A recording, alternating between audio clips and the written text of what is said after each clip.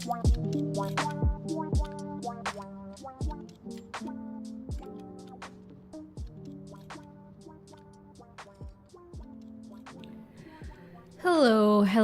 everyone. Hi. Hello everyone and welcome back to the Deep Blue. I'm Noira, the sea fox who sells escapism and daydreams, and it's good to be back here at the Deep Blue with you guys. It's been a while. Feels like it's been long, but it's only been a while. Honestly, I only missed like a day of stream last week, but why does it feel like it's been so fucking long, hasn't it? Let me see who actually got here first. Who are y'all? Jinjiro, it's you! Thank you for the follow and welcome to the Deep Blue. Hold on, let me greet y'all who are here early at the Deep Blue. I see Random Me and Ayo I Like Cheese parking their comments on the YouTube side of things, and Ekazen is the first to actually drop by the live stream, so congrats Ekazen, you were first. And welcome Ayo I Like Cheese, a crazy name by the way, but also relatable. Temred Dragon, welcome. Flop, hi. Wapper34, Jinjiro, of course. Cole is the greedy. Shock Rizal is here too, hi. Yuki, hello, welcome. And Midara, good to have you back here.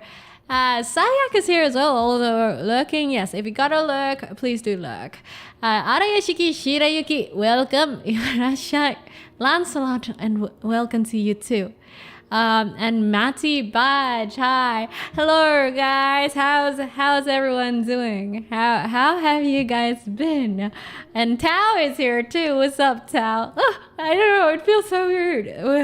You know when your weekends are like so packed and it feels like it's only been like 3-4 days, but it feels like I've been gone for like 2 weeks or something like that, bro. It's weird. It's a weird feeling, truly. Hi, X. Today, I just got back from PH Manila in the Philippines.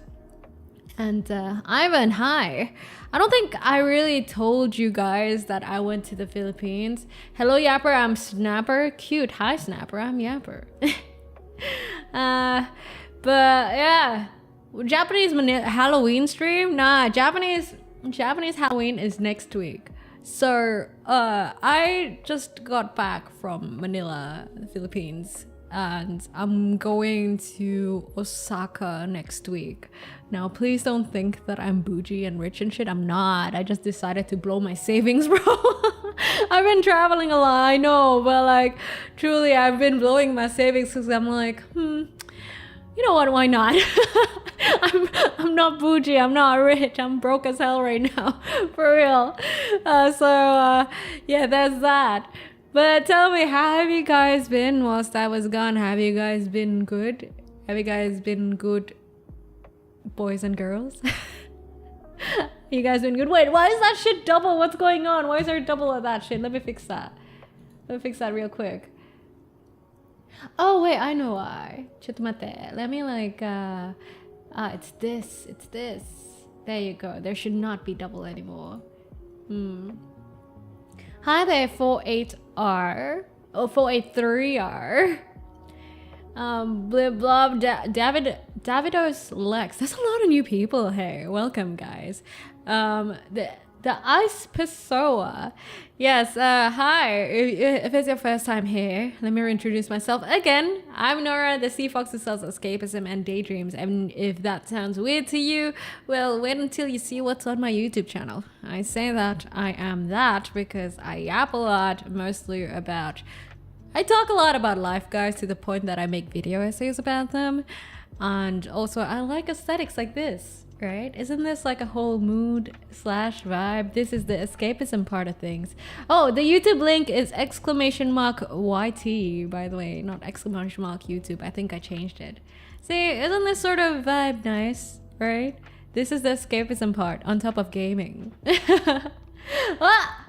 Where the fuck are my notifications, bro? Where's the sound? Where's the sound of my notifications? I don't know where it is. I'm so sorry. I don't know why.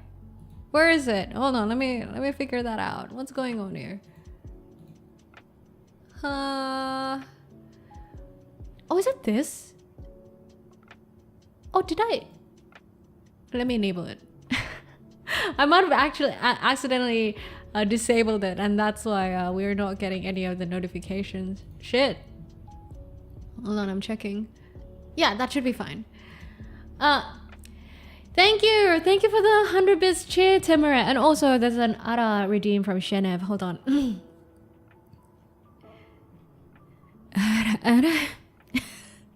Fuck, feels like it's been forever and I'm cringing like hell, bro.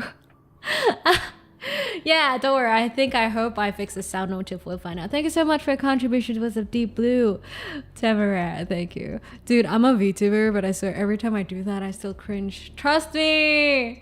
Every time I do that, I fucking cringe, bro.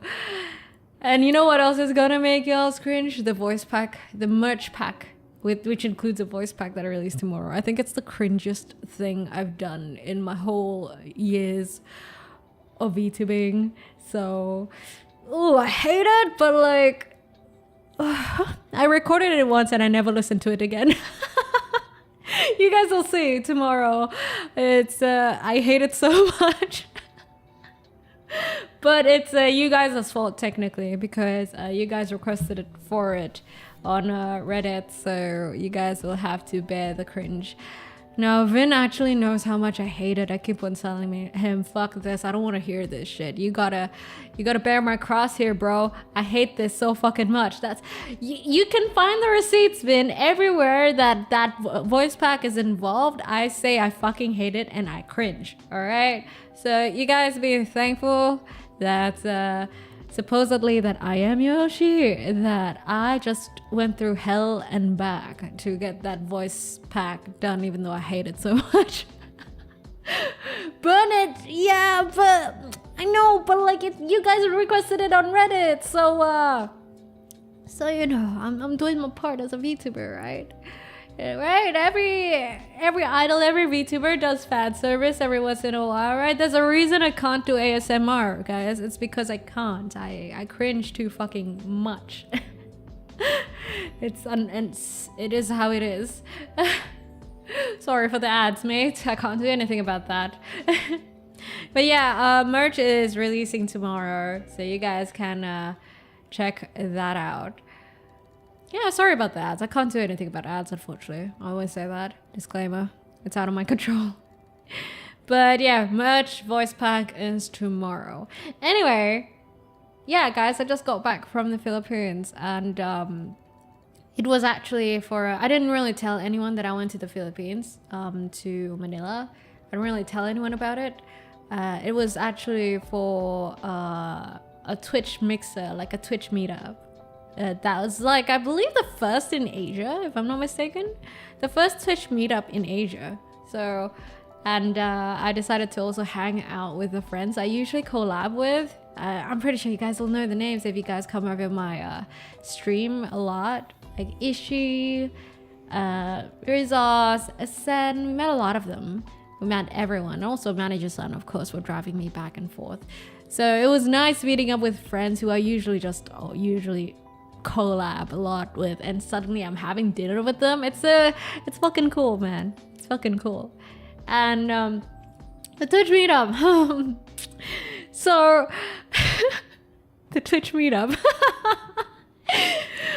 I know, I have a feeling some of you guys are from the Twitch meetup, right? So where should I start? So I didn't like eat. So the Twitch meetup was like at 7 p.m, right? And I didn't really like eat or drink water much. So you could say that it wasn't a good day for drinking for me, but I drank anyway. And I got kind of no. Look, I was debating to myself about this decision, of whether I should just own up to it or I should just own it. But I've decided to own it. No, own up to it. I got very, very tipsy. I was gonna like, maybe if I don't mention the fact that I got kind of tipsy, nobody will notice and people will just think that I'm a very extroverted content creator. But I got very tipsy towards the end because, like, you know, when you don't drink enough or like you don't eat enough. Sometimes you don't drink much and then like your tipsiness suddenly doubles, you know. It spikes, bro. Usually it's fine, right, when I go to drinking events and stuff like that, but this shit was documented, bitch. It was documented. I don't know if you guys at the meetup actually noticed that. I mean, that's how I am when I drink. There's not much difference, honestly, between... I don't feel like there's much difference between sober me and like tipsy me, except for the fact that maybe I'm possibly louder and I forget things. Could be like I remember things when I see them, but I forget things much more easily. So the thing about this Twitch meetup is that someone was streaming the whole event. And I was watching through the VOD yesterday and I'm like, oh my god, I'm in it so much. I think my head popped up in that whole stream, that VOD, at least like 7 times.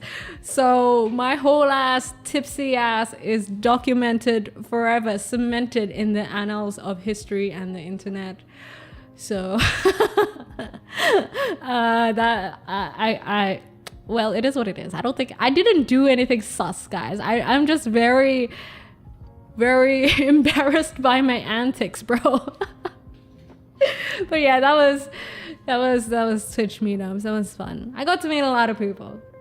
If you guys, yeah, there's a VOD out there somewhere with my face and all and everything. And thankfully, I'm not doxxed. I constantly used my mask, so I wasn't doxxed or anything. Not to worry. Hi there, Ompong. Oh, I did actually defeat Jin. I'm gonna just call you Jin, bro. I did actually defeat Jin in Beyblade because I got carried. Like, so I got taught how to play Beyblade, and I versus Jin first, and I think I got beginner's luck, bro. Hi, Rabbit05. I had so good Beyblades. Yeah, Beyblades were super fun. I wish I played more with the Beyblades, honestly. But the thing is, like, when I'm tipsy, I talk a lot. You think me yapping like this is already like a huge amount of yapping, bro. And I'm tipsy. It's something else. I don't know. Do you guys who saw me tipsy, do you guys have a review of how I am tipsy? Rabbit056, thank you for the follow and welcome to the Deep Blue. Hold on, let me like actually bring my table down and sit. I'm actually hoping that nobody noticed that I was too tipsy, but I don't know. I don't know who actually noticed that I was like pretty up there. It was towards the end, I think, and I'm not even gonna tell you guys about so you don't guys actually so you guys don't actually look at it. But I was very loud. I was so loud. I had one Beyblade. It cost me like $50 or something now. But damn, I don't remember Beyblades being particularly expensive, honestly. I remember like Tamiya's being expensive, probably because I just like, I don't know, maybe I got a knockoff Beyblade back in the days. But surprising thing about Beyblade is that I think nowadays it's much different. There was a whole conversation about this at the Twitch meetup, I think. That back then Beyblading used to be very simple. It's just like you pull at the cord and then you just pray to the RNG gods, and possibly apparently you can get like additional armor for your Beyblade, which like is technically cheating, but people got them anyway.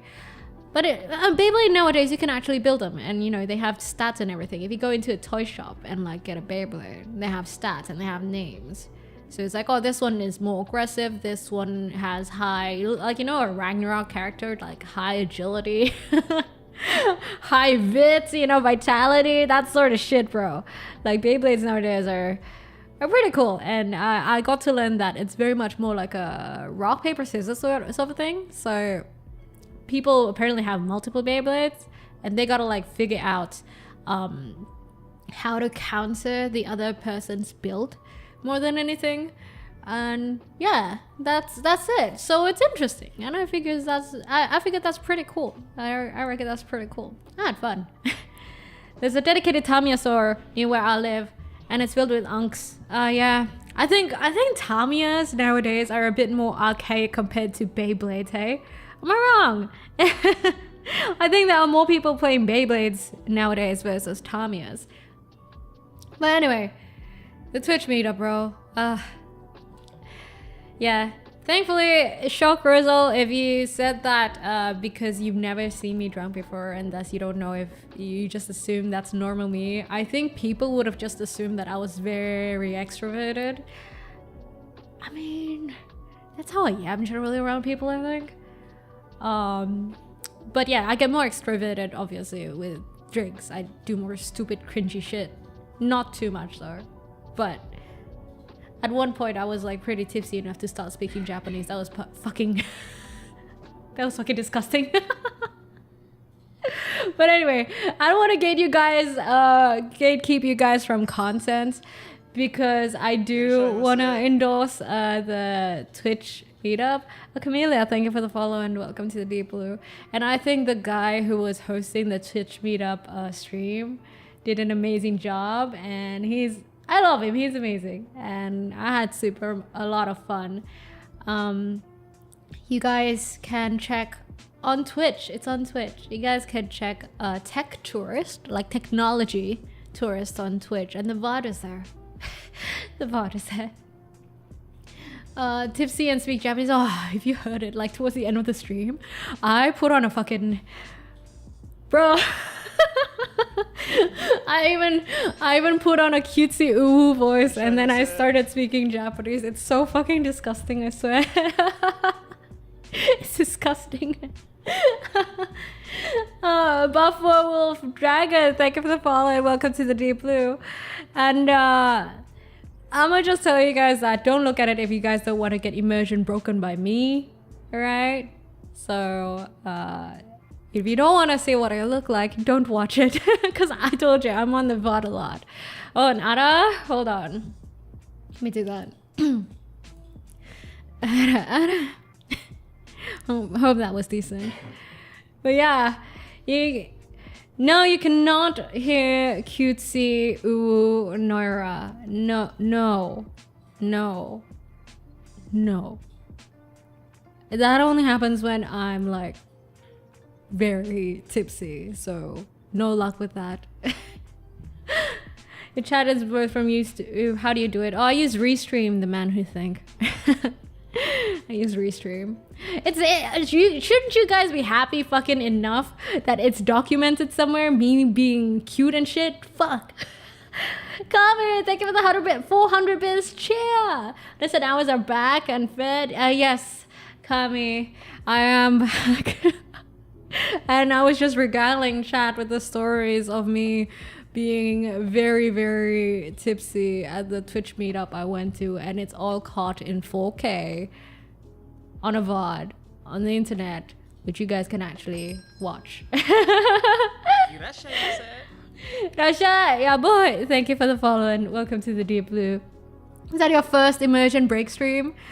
Yeah, I don't think I've streamed. Well, yeah, I've done vlogs, but like it doesn't show my face. I've taken photos, but it shows my face with a mask as well, so it doesn't really show much of me. I've never streamed with my face yet as a VTuber, but like I used to do it. I used to IRL stream way back when. So yeah, technically it's like I think the first time that my face is documented on the internet. That's why I'm like not publicizing it too much. That's why I'm telling you guys just on stream. But I'm not gonna fucking promote it, you know? But like if people find it, it is what it is, right? We will print you a mask with your VTuber face. No, it's okay. I like my my blue teal colored mask that I used. my full face doesn't get revealed anyway, so it's fine. And as I think it, I like to consider that, you know, my VTuber self, this Sea Fox, and my IRL self are two separate identities in a way, you know what I mean? So yeah, but I'm just warning you guys, if you guys don't want to get immersion broken, don't watch it. Is that Jago? That's the guy who like taught me Beyblade. Hi Jago. So many people from the Twitch meetup, oh my god. But yeah, anyway, let me guys tell you about it. Let's see. So I got there with Vin, and Vin is actually part of the staff of the Twitch meetup. And so we got there early at like 5ish, I think, and we've been out since like 2 p.m. I got lunch at like 1, and then I think we finished lunch at like 2ish, and then did some chores to prep for the event. Like we had to buy a few things, and then it fucking rained, and then we got stuck in traffic, and then basically got to the place at like 5 p.m. So that explains why I didn't have dinner, right? And then I was just fucking around, and Jago over there was like teaching me how to Beyblade. And I've won my first ever Beyblade game. And other than that, what else was I doing? I think immediately after that, when people started coming in, I just wore my mask and started talking to people. Smolchi, hi! I wanted your business card. Oh no! You left. Did you leave early, Smolchi? Because I didn't really see you after that. You started drinking and go crazy? Yeah, see, Jago notices because he talked to me prior to drinking. I think other people just assume I was like that, you know? Yeah, I started drinking, and what else was I doing prior to that? Oh my god, guys! There's like, they had a Pokemon card gacha machine, and I pulled like 5 times and got nothing. At one point, I was paying a boy to pull for me. That sounds so fucking wrong. But there was like this guy, was Dodge, by the way. Dodge was like, I wanna play it. I wanna play the Pokemon card gacha machine, but I don't got no coins. And I'm like, look, I'll give you money. There, go son. I'll give you 100 pesos. Go play your Pokemon games. But he also got nothing, so that was shitty. So my RNG was like, shit, bro. Sleeper Conqueror, thank you for the follow and welcome to the Deep Blue. You look like a social butterfly in the event. That's what I caught. I mean, that's how I am generally, I think, in events, and I get even more social, I think, with drinks.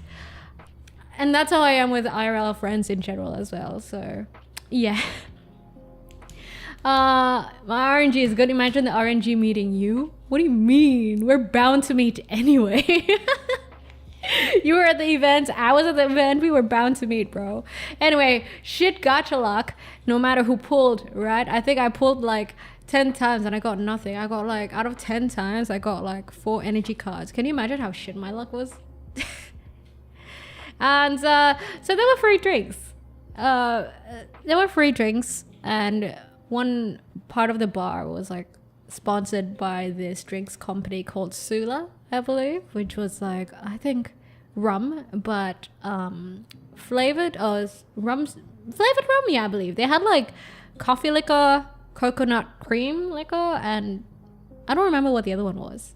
Chocolate. So chocolate rum, coconut cream rum, and what was the first one I said? Oh, coffee. Yeah. And then I proceeded to meet with a guy, and we started to talk about work. Isn't that crazy? I really like talking about tech startup stuff, right, in general. So I met this guy, and apparently he was like from the tech industry as well, so it was fun talking to him. And I think I continued to talk about tech work shit for like the next 30-40 minutes. That was fun. And then oh my god, I want to tell you guys, so the sponsors of the coffee, the rum, right, were Koreans. Like I remember there being 2 cute Korean oppas over there. And anyway, I believe they were the sponsors who brought like the drinks, because they were standing next to it. And when I got a drink, they were like, "Hi, are you a content creator?" And I'm like, "Oh no, sorry, I'm a VTuber." And I gave them my name card, and they looked so disappointed. And they had to like, so it was the two of them, right? One of the oppas had to like tell the other oppa what a VTuber was, like explaining what a VTuber was in Korean, I assumed. And they were like, they were so disappointed that I was a VTuber, bro. I could see it in his face. But anyway, I gave him my card, and then later on in the day, he specifically looked for me, and he gave me these chocolate chips. One was durian flavored, and the other one was, I don't know what the other one was, bro. But like he gave me, those chocolate chip bags. Basically, they give me free shit. And I'm like, "Oh, thank you." But then they left, and I'm like, "Oh shit, I should have talked to them more. They were kind of cute." I like talking to cute looking stuff, okay? Damn, if only I wasn't a VTuber, then maybe we could have had more of a conversation going. Unfortunately, they got too disappointed by the fact that I was a VTuber. The Koreans are the sponsors of the events. Oh man, I should have talked to them more. Maybe I could have gotten Korean skincare. I'm so sad because I saw that some of the sponsorships were by Lineage, which is a beauty Korean skincare brand, and also Innisfree, which are both like skincare brands I use. And I'm like, I wonder if I can like get free shit for skincare as a VTuber. But nope, apparently not. I'm sorry. Shock, if you talk to them, tell them I'm sorry, please. I didn't mean to spook them out by the fact that I'm a VTuber. But yeah. So one reoccurring thing throughout the whole Twitch meetup event was, I think, the fact that everyone assumed that I was an IRL streamer until I explained to them that I was a VTuber. Like, until I give them my my card, they assume I'm an IRL streamer.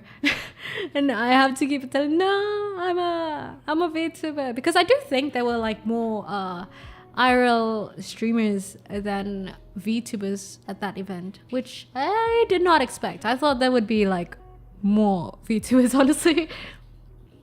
I'll tell them, Noira, like Koreans, yeah, I like pretty stuff, full stop. I don't care about race. They could be anywhere. They could be from anywhere, any corners of the earth, you know, and they look good. They look good. That's all I'm saying, okay? Tell them I told you in the elevator. No, I'm not gonna... I'm not... Dude, if I tell the story, it's gonna sound like I'm flexing, dude. Hi there, Bacalao. So Jego and Jin were the guys who taught me Beyblade and played Beyblade with me before the event started, right? Hold on, let me drink some water, guys.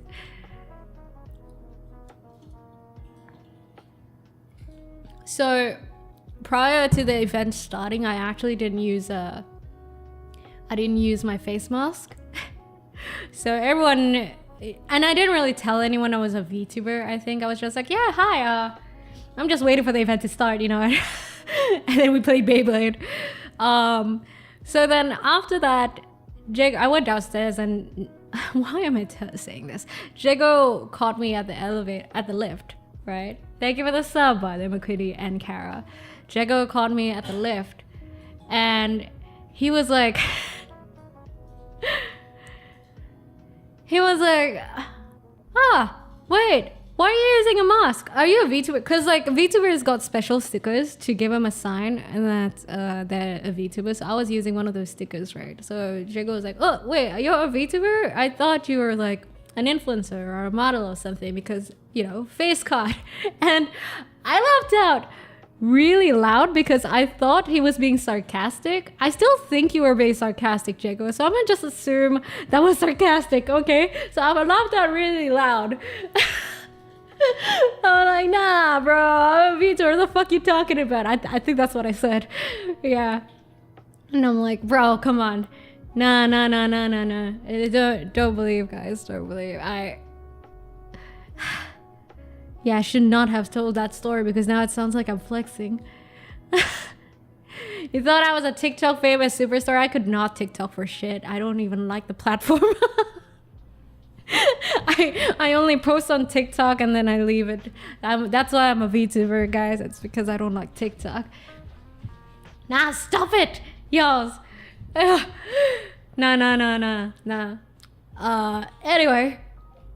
Anyway, yeah, so, you know, drinks, talked about work, talked to some Korean oppas, and then I got introduced to, so apparently the work guy was an OG of Twitch, and he saw another OG guy who was Dodge, who apparently is a guy who arranges a lot of FPS events in the Philippines. And yeah, we talked, and he was like, oh yeah, I'm an OG and I'm old. And I'm like, how old are you? So I'm not gonna say his age out of respect because I don't know if he wants to reveal that or not, but he said his age. And I'm like, oh, shut the fuck up, you're young. You're young. That's what I said. Nah. And he's like, I mean, wait, how old are you? And I'm like, I'm not gonna fucking tell you, but you're fucking young. So at least with that shit, I'm consistent, okay? Despite being a VTuber in IRL, I say the same shit, don't worry. I will say, yeah, you're young, guys, but I will never tell you guys my age, never. So yeah, he's OG. And then what else? So I was actually waiting for a friend over there because there's someone I promised to meet if I went to Manila, and that was Den Gerard. If you guys watch the VOD, it's the guy who keeps on dancing the sheesh dance, like the K-pop sheesh dance. He's so stupid. He keeps on cameoing in the stupidest ways on the VOD. He's the guy with the white shirt. So Den, funny story about Den is that he actually popped by my stream once, and then he popped by my stream once. And then at one point we started talking because I asked him about something, I can't remember. And then we started talking pretty regularly because he's fucking funny. And then I sometimes visit his stream and stuff like that. And I don't know if you guys have seen him on stream. But yeah, he pops by sometimes, but he's busy because he's actually a film director and all like that, right? So I was expecting to meet him. So then I eventually did meet him. And I promised that if I went to Manila, I would meet him. So that finally happened. And oh my god, I think with the chaoticness of Den, he is very chaotic IRL, by the way. That's probably what spurred me to be so social as well.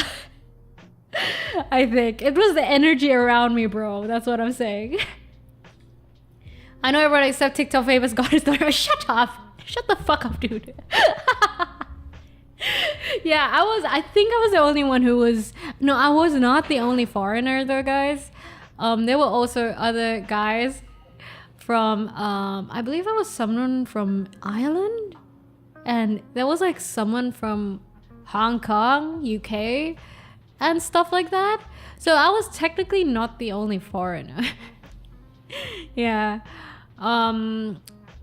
But was I the loudest? I do think I was the loudest though, unfortunately. And I'm very worried about that being on the internet. But thankfully, I thought like it was so bad that I talked to Tech Tourist, right, who was the guy who was IRL vlogging the event after the event. Like I Twitter DM'd him and I'm like, bro, I'm so sorry, my face like popped up on your stream so much. I don't want to feel like I sabotage your stream or something like that, dude. And also, to be honest, I kind of got very tipsy towards the end. And I was like, no, it's fine, you're like very kind and generous, and not generous, sorry.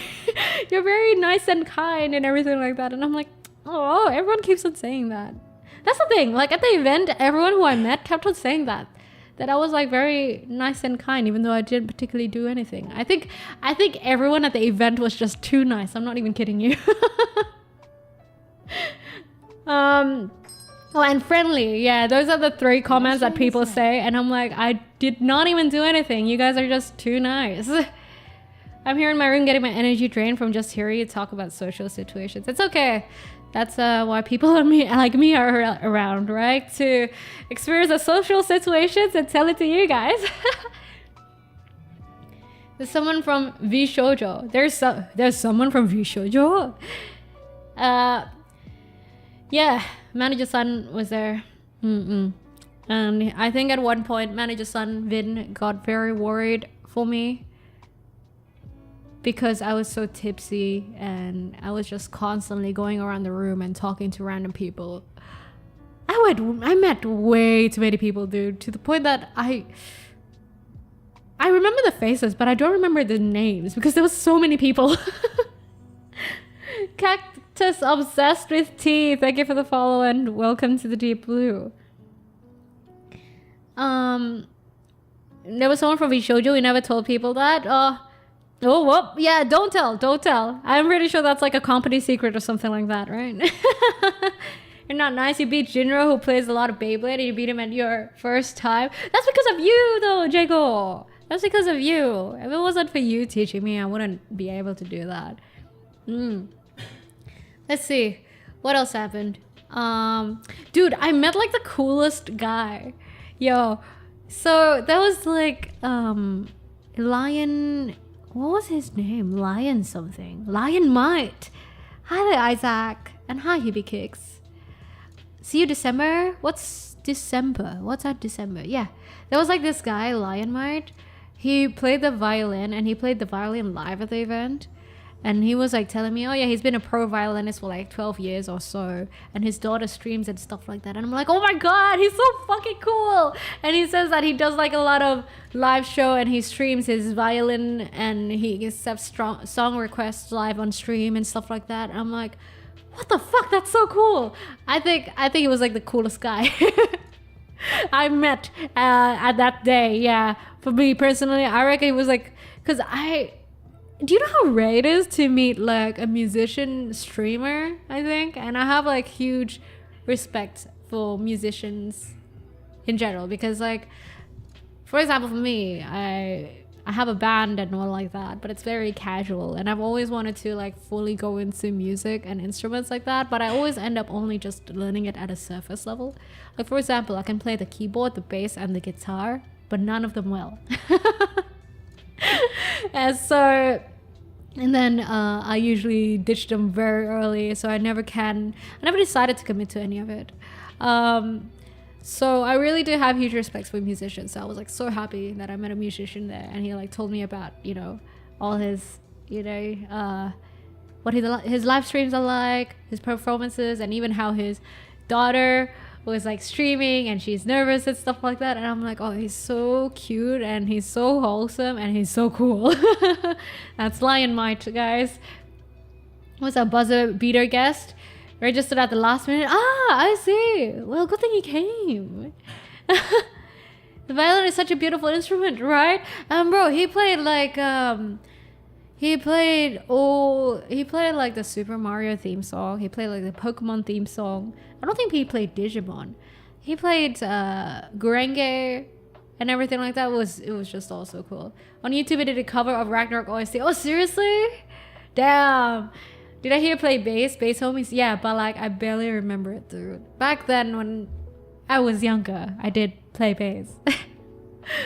But let me tell you, singing whilst playing the bass, although it sounds like a dream, is like the hardest shit to do. So like since then I'm just like I'll just stick to vocals, bro.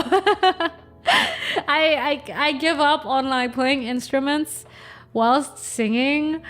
I think I'll just stick to vocals. Chat should make a band. Yeah, that'd be fun, wouldn't it? Irish Lady is back, bro. Do you see how many people on Reddit are saying I don't sound Irish at all? Another thing also that I noticed that I did, by the way, whilst I was in the PH, is that because the PH accent, the Filipino accent is the R's are very enunciated. I think at one point when I talked to some people, they couldn't understand my accent if I don't enunciate my R's. Like when I say water, I think some people don't catch that. So whilst I was in Manila, I started like enunciating my R's and be like, how do Americans sound like? I said, water. Do you have water?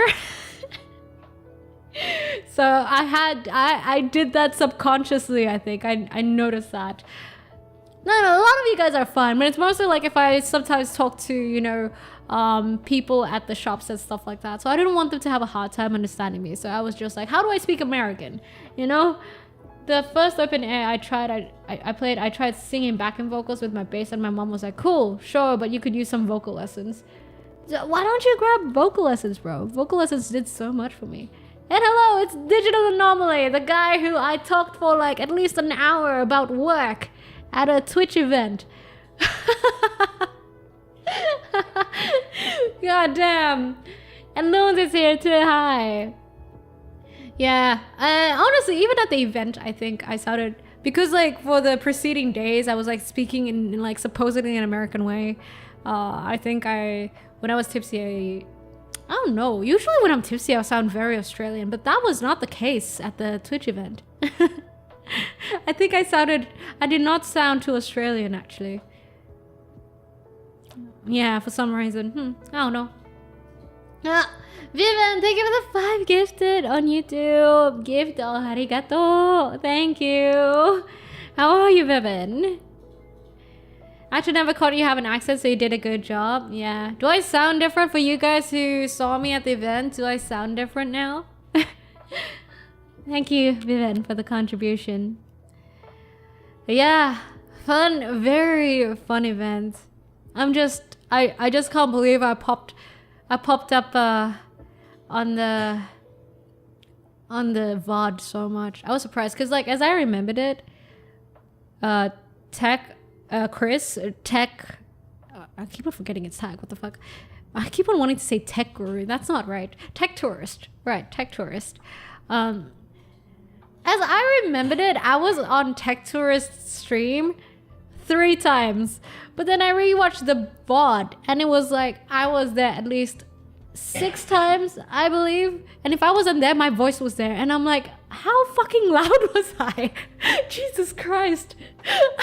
I was so appalled by myself. I'm like, why do I appear so much? Digital Anomaly, thank you for the Prime sub on Twitch. And you were just bitching about Prime subs at the event, weren't you?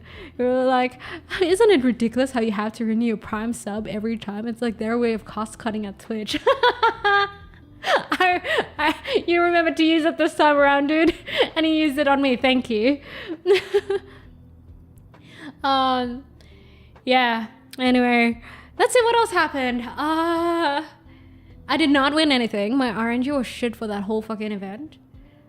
A lot of people gifted me stuff. So, the group like Sen, Ishi, Vin, Kat, Rezos, Damien, they gave me a cap that says honorary Pipino. And I always assumed that Pipino means like Filipino, but like in a cute sort of way. But then the next day I asked my Filipino friend who was there, and I'm like, yeah, I got a cap that says honorary Pipino. And he's like, do you know that means cucumber? And I'm like, no. I'm an honorary cucumber? Okay. I did not know that. God damn. Hey, Head 92, thank you for the follow. Welcome to the Deep Blue. And Stroll, hi, good to have you back. But you know what, regardless, I think I really like that cap. Despite being an honorary cucumber, okay? Honorary Pipino is very cute. Oh, and another thing about the event I remember, or watching the VOD. This is so stupid. But you guys will see when you watch it. Oh my god. Or maybe you guys will get like third-hand embarrassment for me, for your Sea Fox, because you're gonna be like, what the fuck, Noira? Why is my Oshi like that? But what I did was I swore at the stream a lot. I was flexing my Tagalog, and for some reason I kept on saying putang ina mo.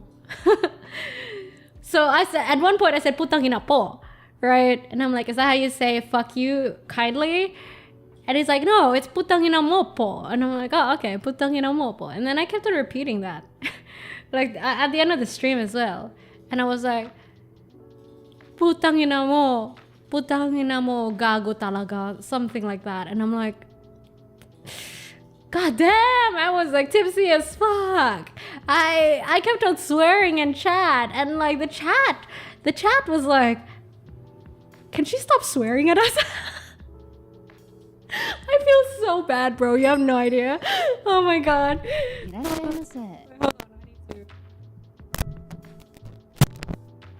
Sorry, I needed to hit my mic. Oh my god, it's Dodge. Stop it! Why are you guys suddenly all here, bro? What the fuck, man? So what the fuck is this timing, dude? Oh my god. But yeah, the chat was like these. The thing is, like, it wasn't even my stream, and it wasn't even my chat, and I kept on swearing at them to the point that they were like, can she stop swearing at us? Oh my god. Oh my god. See, either I'm giving you guys third-hand embarrassment or I'm doing you guys proud. I don't know which one it is. Chat, customers of the Deep Blue. Hopefully at least you're somewhat slightly have a modicum bit of being proud of me, you know? Yeah, everyone for the Manila meetup is crazy. Is not crazy, I mean, is here. That's crazy. That's what I meant to say. I'm not calling you guys crazy, okay? Bro. I'm gonna call someone handsome or cute. Please, I know what gago is. I know what gago is. You think I don't play enough? You think I don't know enough Dota or play enough Ragnarok to know what gago is? Or Bobo? I know all that shit, bro. I know all that lakad matatag normal and shit, alright? And let's see what else happened at the event. I'm trying to remember. The thing is, like, I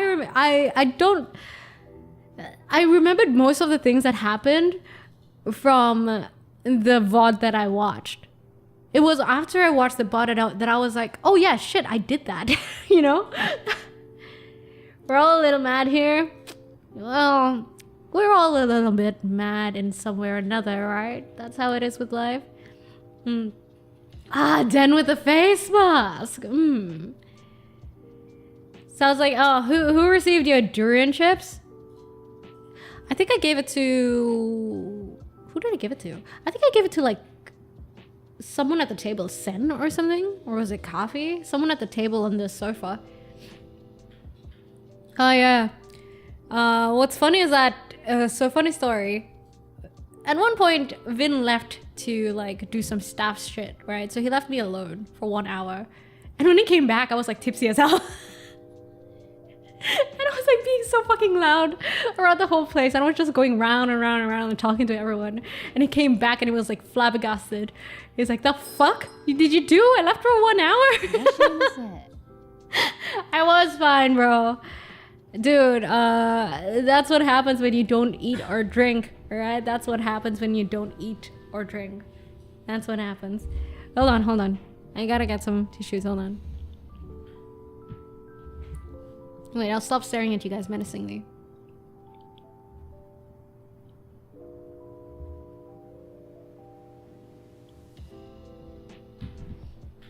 Ugh. Sorry. Alcohol debuff or buff? I don't know. I feel like I do a lot more things that are cringy when I drink. Cause my cringe tolerance is generally low. I don't do cringy shit. In general. At one point you just kept passing me drinks. Bro, that I remember. I'm so sorry for doing that. I don't know why I kept on doing that, dude. I saw you YouTube. You saw me on YouTube. Thank you for seeing me on YouTube and deciding to come visit. Hold on, there's an RR redeem. Why are there so many RR redeems today, man? What the fuck?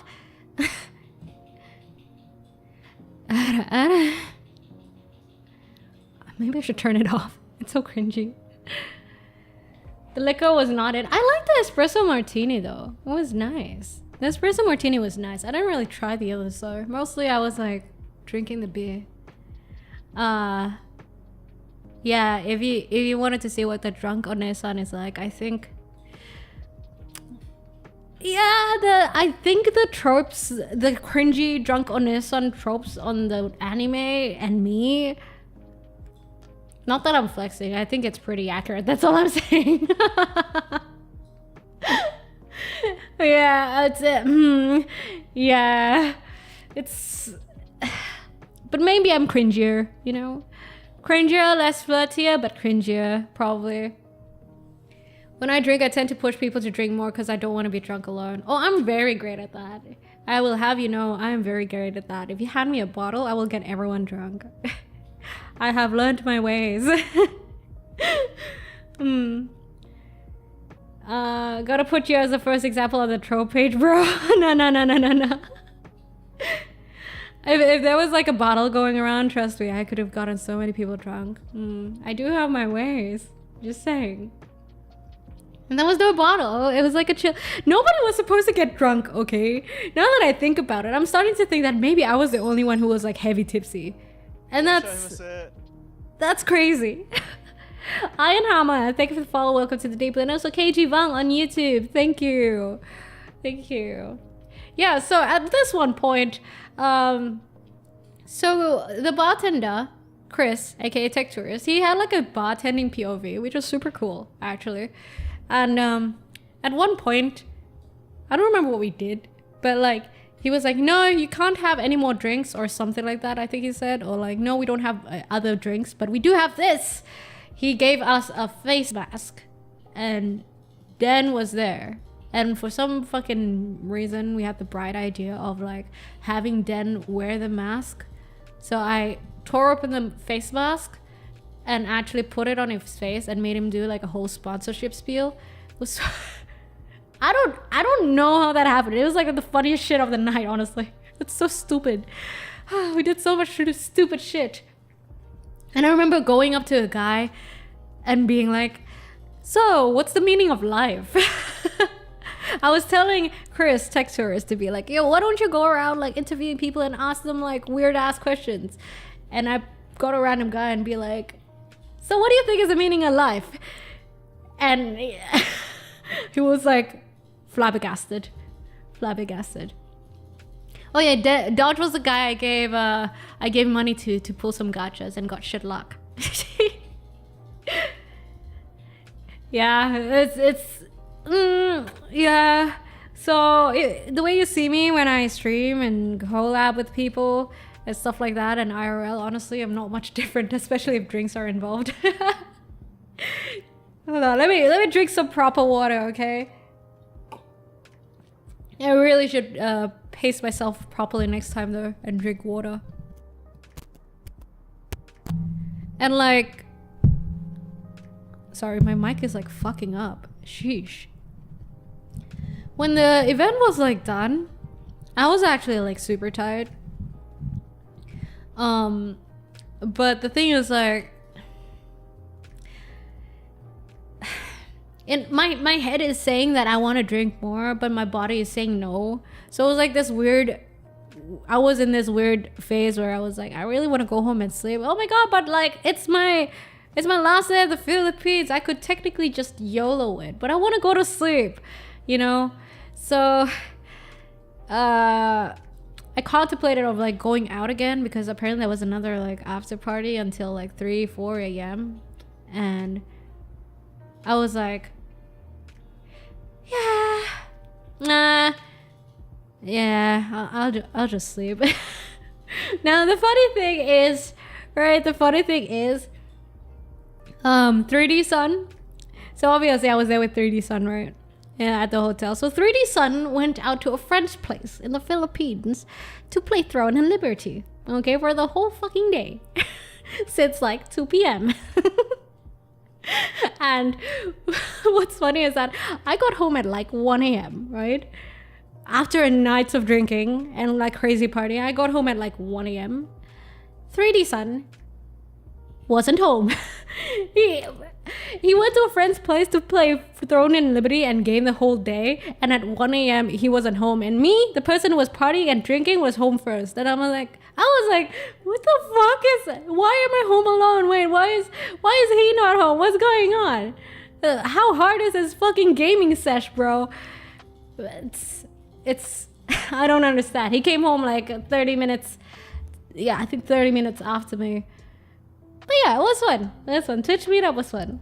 I just gave up and went home. Yeah, I think everyone else took like about an hour to like decide where to go, and I was like really sleepy. Were you able to handle the heat when you were there? Oh yeah, actually. My heat tolerance is actually not too bad. Like I don't really sweat. Yeah, I don't really sweat. But it's just that if anything, I think I was kind of worried for my skin because I'm like very pale. And I didn't really use sunscreen on like my body skin. I used sunscreen for my face, but I didn't use it for my skin. So I was worried about getting a sunburn, but like thankfully I didn't. Yeah, thankfully I didn't because we walked a lot. But the weather was like kind of like sunny and then cloudy a lot. It was like going back and forth sunny and cloudy. So maybe that's why. Yeah, but that's the TLDR of the Twitch meetup. You guys can just watch the VOD once again. And I met a lot of great people. I met a lot of amazing people. And hopefully, I really do hope that I can go back there again and, you know, properly drink without getting too tipsy this time around. So I can, like, talk to people without having to be so fucking loud. I was so loud, bro. I was so worried that people... At the end of the night, no, actually in the morning, I was hungover as fuck, by the way, in the morning, obviously, because I didn't like hydrate properly, even though I took like my hangover pills because I didn't like drink or eat. I was super hungover the whole day. And I was like, I started getting worried that people might have thought that I was like super obnoxious and stuff like that. I was like, who the fuck is this obnoxious gaijin over here? Who the fuck is this obnoxious foreigner Aussie bitch, you know? Yeah. Because I was so loud and just like talking to everyone. But honestly, everyone was so nice to me despite me being so loud. Thankfully. Hi there, David Sims. I might be there for a competition. Yeah, tell me when you're around, dude. I think Den also mentioned that he might be visiting sometime soon. So I'll see you when you're actually around. I do feel like it's not going to be the last time I go to Manila, though, to be honest. I mean, if one day I get big enough that I get sponsored to go to Manila, I'm definitely going. One day, guys. One day. And then I'll come back and see you guys all again.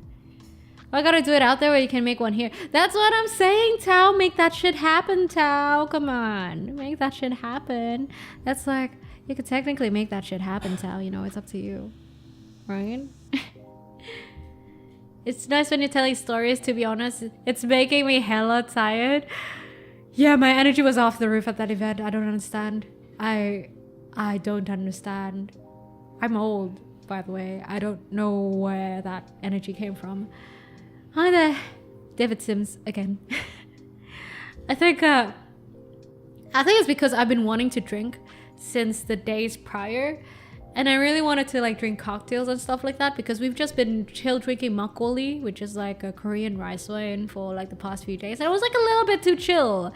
I kind of want to like, you know, cocktails and get just a little bit, just a tad bit tipsy, you know, at a good pace. But then I went overboard when it did happen. And also, I think it's just been a very long time since I last drank without having eaten or drank much water. So I think I overestimated my tolerance in that situation. I hope to be there next time you come back to Manila if ever. Yeah. Hopefully I do come back, hey. Hi, Fifky. Speakeasies would be amazing. I heard there's like a lot of amazing speakeasies over at Makati, right? You're gonna get a big headache and very tired. Yeah, that happened to me. I got like a crazy hangover for like the whole of next day.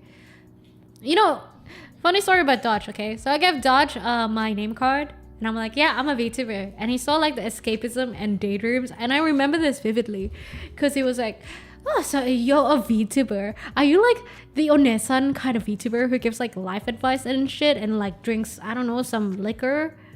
And I'm like, yeah, what the fuck? How did you just get that correct? And it's like, what do you drink, whiskey? And I'm like, yeah, I like my whiskey and dark beer. How the fuck? I don't understand how the fuck did you guess that, Dodge? I don't understand, bro. How did you just guess my whole VTuber persona? You kept on calling me young. I did though. I kept on calling you out young in front of everyone so many times. My alcohol tolerance when I'm on an empty stomach is negative at this point. Yeah, I have learned my lesson too, bro. I've learned my lesson. You're young. And I think I also called like someone else young because like they were like saying something like, oh yeah, I'm like 28 or something. Like I'm like, you're young. I kept on doing that. Yeah.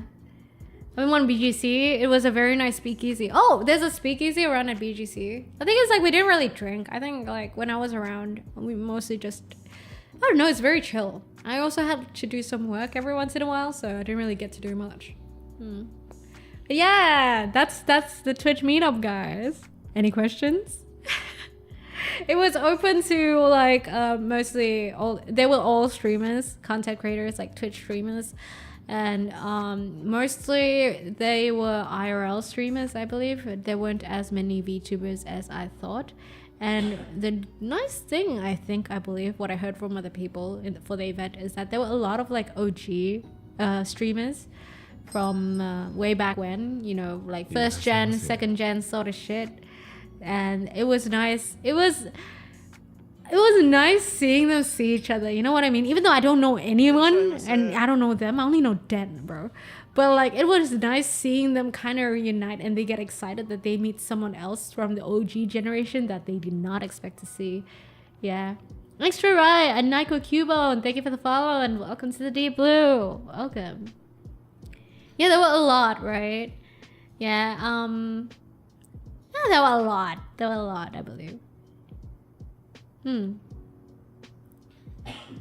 But yeah, that was fun. But I don't think I'll be drinking for like, that's a lie. I'll be drinking next week, bro. Oh my god, I'll be drinking next week. I'm gonna be going to Osaka. I don't know, have you guys watched my Tokyo vlog? I'm gonna be going with the same group of friends, which is like the drinking problem friends. So I think I'm gonna be drinking a lot next week. Wait, yeah, I'm literally going next week. Like next Monday, I'm going to Osaka. Nah, I'm back by 31st, bro. I'm already back by the 27th, I believe. The only interaction that we had was like, have you seen my friend? Did I say that? I'm so sorry I asked that. Did I just ask you, have you seen my friend without any contacts? I'm so sorry I did that to you extra. That sounds like something I would do if I was tipsy, honestly. So that sounds on brand. I'm so sorry. I exposed you to that. Oh my lord. Oh, I did so much stupid shit. Thankfully, nothing sus. And the little stuff that got caught on camera was so stupid, though. Still, so stupid. I'll be in Japan for 2 weeks. Is it for like a holiday or for what? Yeah. Key energy. Thank you for the follow and welcome to the Deep Blue. Thank you. So, competition. I see. Tourney. Yeah, so I'll be going to Osaka next week. And it's gonna be for the Halloween. I think I've mentioned a few times. And like much drinking and catching up with friends. How was Philippines? Kevin, I got caught in 4K getting drunk in the Philippines. And it's ridiculous. Like you could see it from the start of the stream towards the end of the stream, like me just gradually getting tipsier. It's oh, I still can't believe it. I still can't believe it. No, I'm pretty sure that everyone who was there just assumed that I was just very extroverted. I think I'm just gonna keep on convincing myself that, or it's either that or I convince myself that it never happened to me. All right, so you gotta own. Look, with these sort of like regrets in life, you just gotta own it, right? You just gotta be like, it's okay, I meant to do it, or like it's okay, it's not too bad, it's not awkward, or third, it'll be fine, nobody will remember that shit. That's how you fucking cope with regrets in life. So I think I'll be okay. I just thought that it was like fucking cringe that on the VOD itself, you could see me gradually over the 3 hours get tipsier and tipsier. Also at the same time, it was kind of funny too, not gonna lie. No, tequila, I think if there was a bottle going around, honestly, I think I would be more sober because I can dodge that shit easier.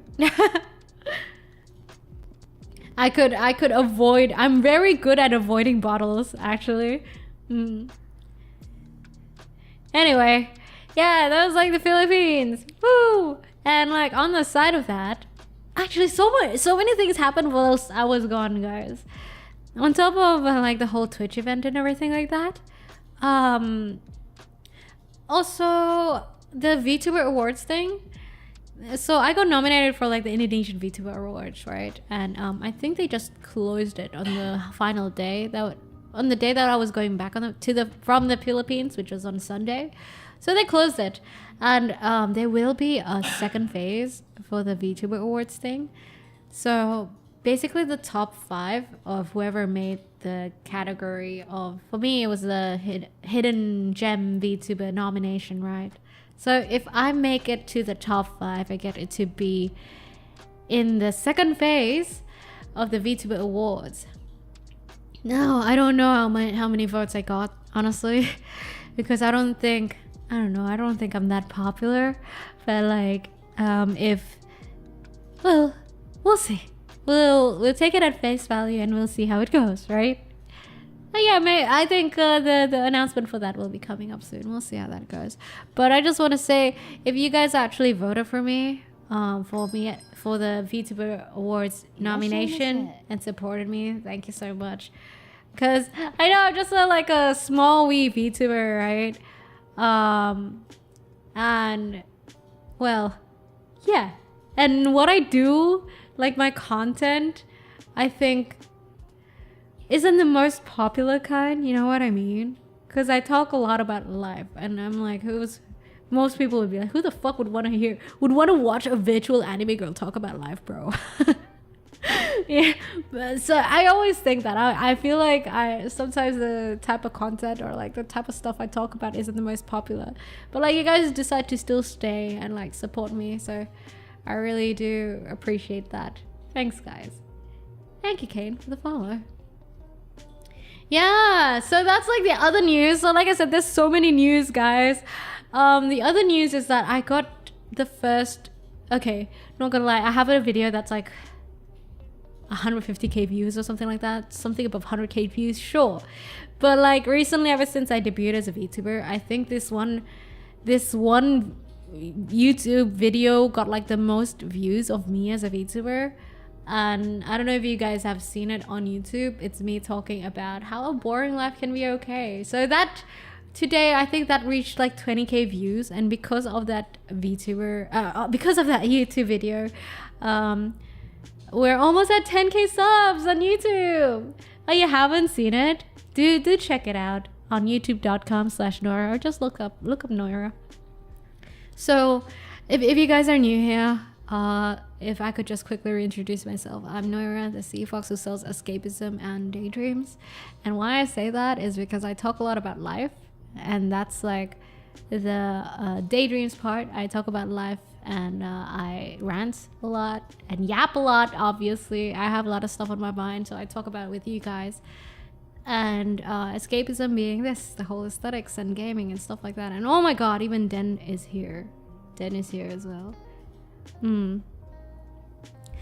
So yeah, the video got to 20k views, and it's just, I think it was me yapping about how Boring life is okay, because I do think that the media popularizes and tries to push forward the agenda of being successful, ambitious, and like main protagonist of your life sort of shit way too much. You know, the hero of your life way too much.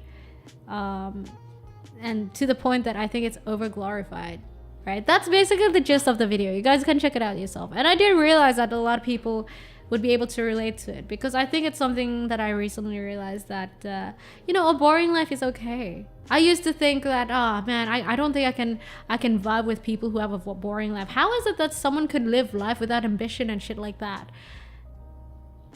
And then as I get older and supposedly wiser, I catch myself and be like, what a fucking hypocrite, Noira. Because honestly, what's wrong with them living life like that if you enjoy that? Maybe you can't enjoy a life like that, Noira, but it doesn't mean other people can't. It's crazy. It's crazy how much it's crazy how much my understanding of life has changed as I grow older, right? So yeah, it was basically me talking about that. Because I seriously used to be that kind of person that was like, oh, if you ain't got no drive, if you don't have ambition, if you don't know what your purpose in life is, if you don't know what goals you want to go for, what's the point of living, you know? If you don't got hobbies or things you want to pursue, then you're boring as fuck. I don't want to hang with you. Oh my god, I was so mean. But that's seriously what I thought, and now it seems so crazy to me. May you live in interesting times was considered a curse in ancient times. Yeah, nothing is wrong with a boring life. It's just that crazier lives and more interesting lives, I think, make a better narrative for like movies, media, and stuff like that, right? And some people in the video actually commented, and they were like me back then. They were like, what's the point of living if you don't know the purpose of you living your life? You can't just, I think you still need, everyone needs to leave a legacy, or be like, if you want to live a boring life, you still have to do good. You need to contribute to society and shit like that. And I'm like, honestly, there's so many comments on the YouTube video talking about those kind of stuff, or like critiquing what I said, even though I technically did not say that, because what I said was like, I think a boring life is okay, and what eventually at the end of the day, what matters the most is whether you're satisfied with your current situation in life or not. Doesn't matter how you want to live it. If you want to live it ambitiously, go, sure, I don't fucking care. That's your life to live. If you want to leave a legacy, go ahead. If you want to do charity, go ahead. If you want to live a boring life, so be it. Everyone is killing time before they die, so they can kill their time however the fuck they want, right? And I think, of course, as long as it's not hurting you, people around you, or everyone else, then there's nothing wrong with it. That was a very quick segue from just yapping about the Twitch event to talking about life again, which is what we do best at the Deep Blue. Okay, sorry about that little segue. But yeah, the 20k video, woo! And soon 10k subs on YouTube. Boxcat, thank you for following on Twitch. I missed the Twitch event talk. Oh, you did. Yeah, then I was so tipsy. Woo! Have you watched the VOD, dude? It's crazy. I think like throughout the whole fucking Twitch event VOD, I think my face appeared the most. I don't know if it's because I stuck out like a sore thumb, or if I was just there a lot. I don't know which one. I hear my own voice in it and I'm like cringing because I was so loud. But anyway, you know, like I said, I'll cope with it. I'll live with it. It's not awkward until you make it awkward, right? You would just everywhere and say, how can I be everywhere? That's the thing. How does that even work? I'm not omnipotent like God or something. How could I just be everywhere? How was I just everywhere? Because like Manager's son was saying the same thing. He was like, yeah, you appeared in the VOD a lot. You're like everywhere. And I'm like, how does that even logically make sense? How am I everywhere? Was I just going around constantly and like kept bumping into Chris? I don't know. But Twitch event, oh, it was so fun. You were dragging me to meet everyone. That one is correct. I think, honestly, my networking tendencies came out from way back when I used to be in the startup world. And you guys know how startup networking events are. I think that is actually what happened. I think it pulled out that side of me that I've buried way back when. So there was just like this random, there was like this tendency for me to connect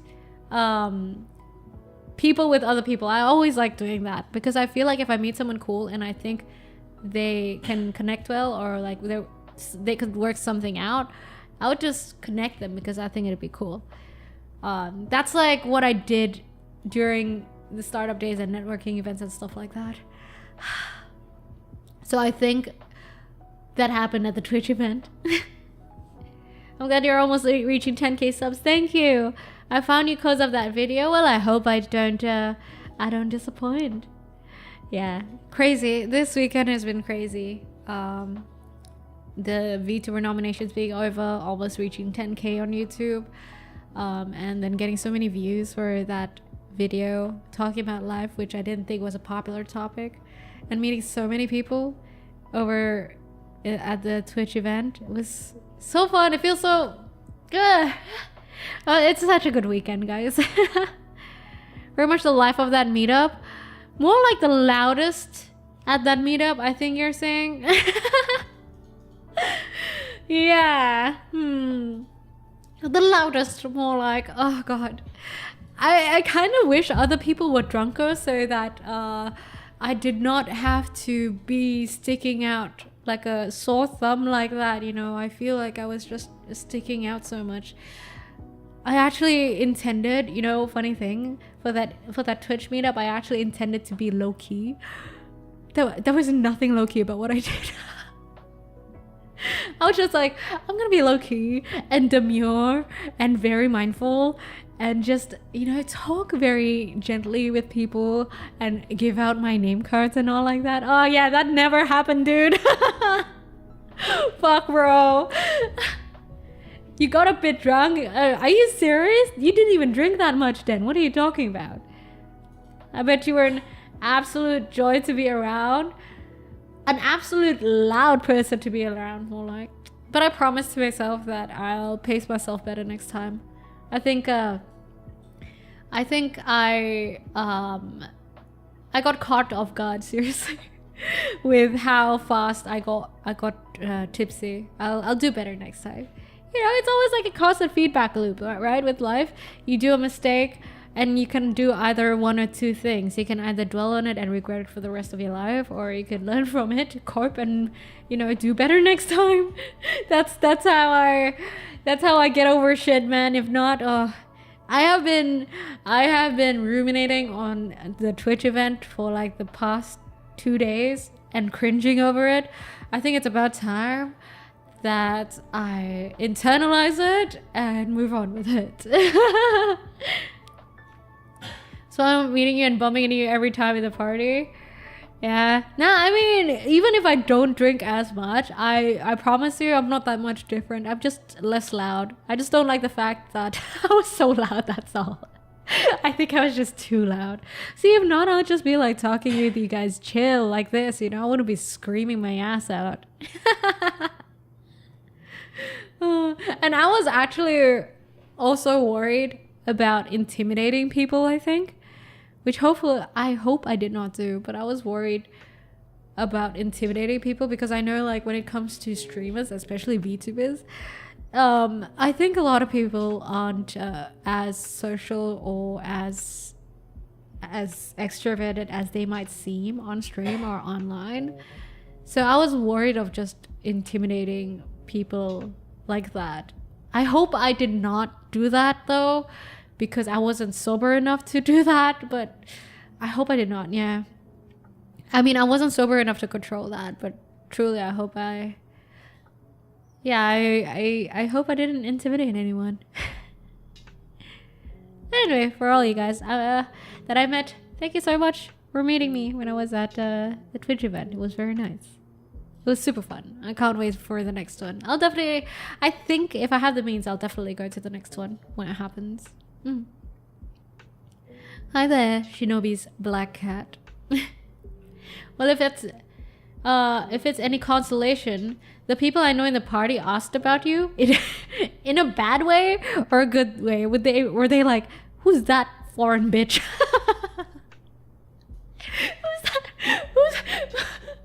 Who's that loud bitch, bro? I don't know. For all I know, they could be doing that. Who's that obnoxious, loud, foreign ass bitch? What's she doing around here? Fucking, buttering up to everyone and shit. But yes, yeah. Who invited this American? I invited myself. Yeah, why is she swearing at the camera? Oh my god. Oh, I gave up. I can't believe that all that shit got caught in 4K. I think it's the first time ever that I have been caught in 4K being kind of tipsy like that. Hey, I did not twerk. Mind you, I did not twerk. That much I remember. Hi, Maya. You look more like Glacian than Vaporeon.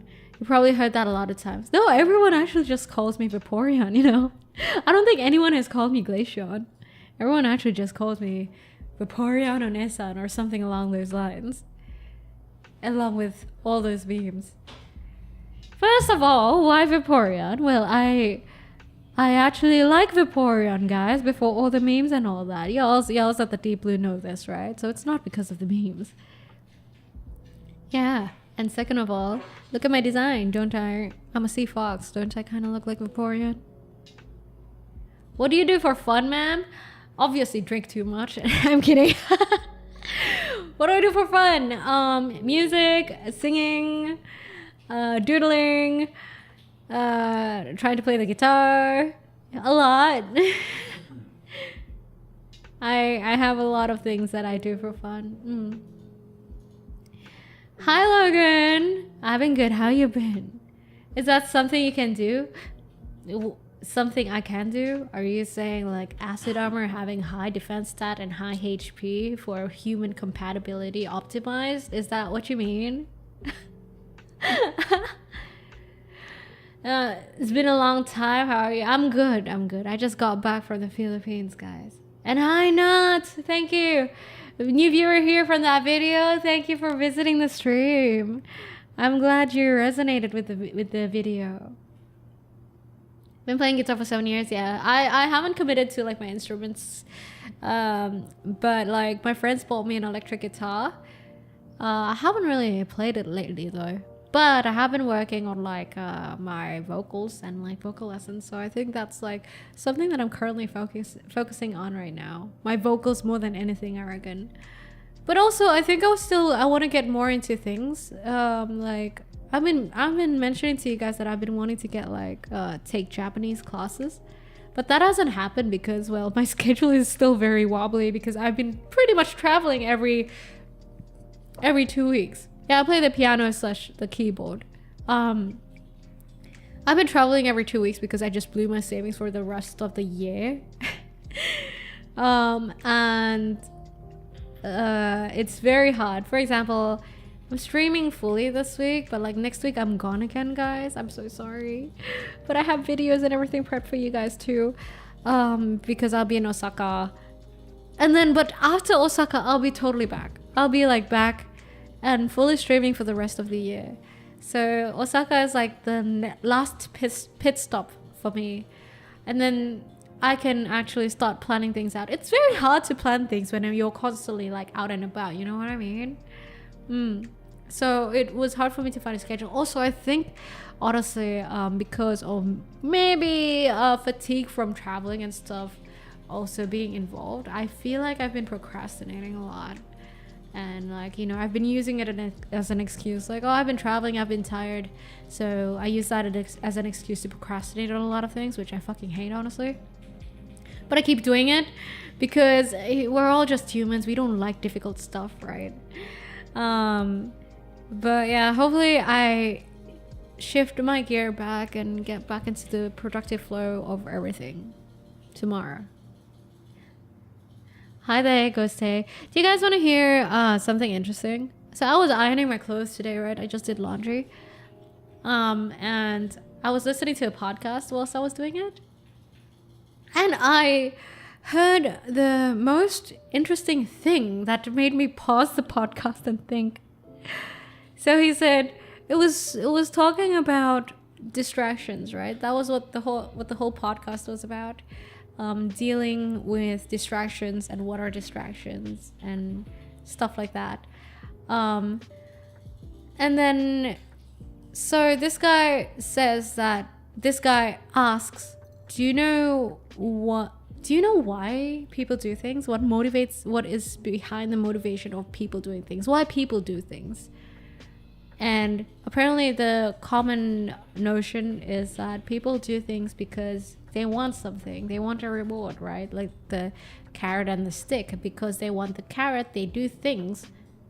And thus, to get the carrot, like Pavlovian, you get a dog to do something right, you give them a treat, reward it. People want the reward. But apparently that's a common misconception. And apparently instead, what people actually do is they do things because they want to avoid difficulty.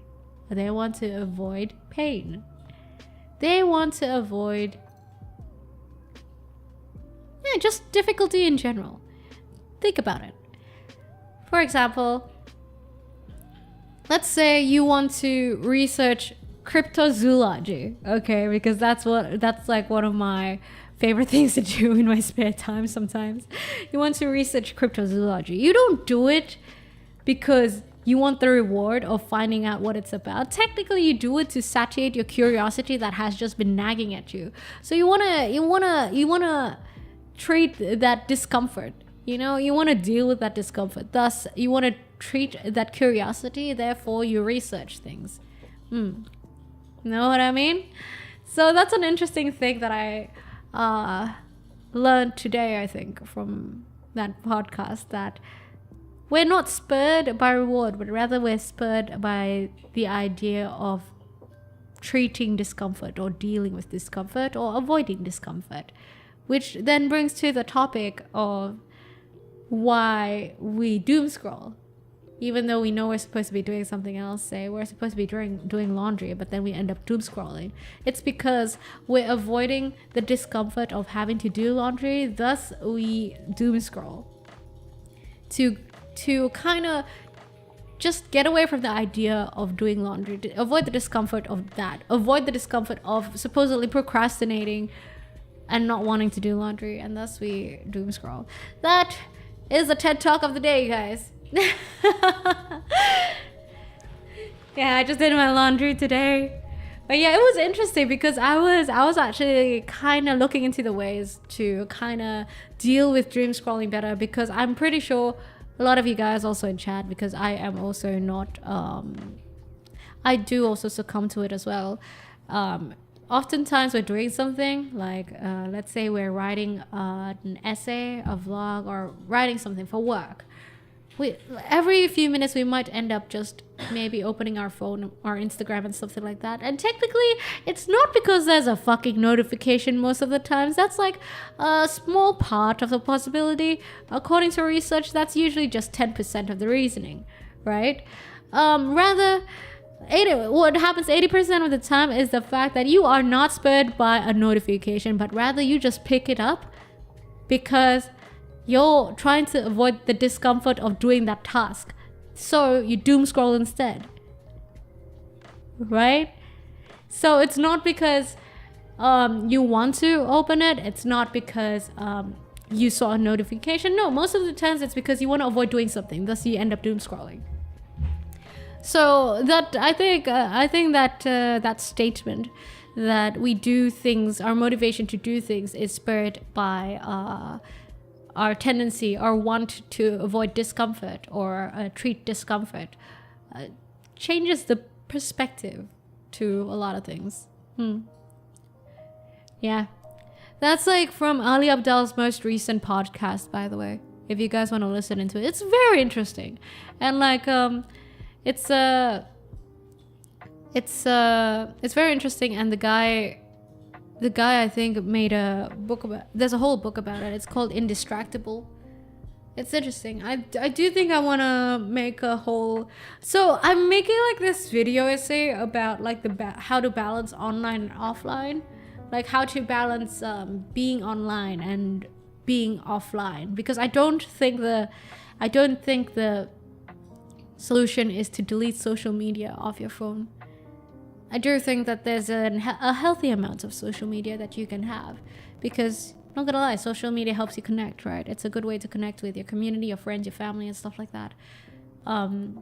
So it was an interesting insight into how, into that whole topic, I think. Anyway, yeah, that's my yap. What were you guys saying? I'm sorry, I might not see what you guys chat if I'm like talking about something, just so I can like complete the whole yap. Before I talk about something else, just so it's more cohesive for y'all. A better listening experience, I guess, if you want to put it that way.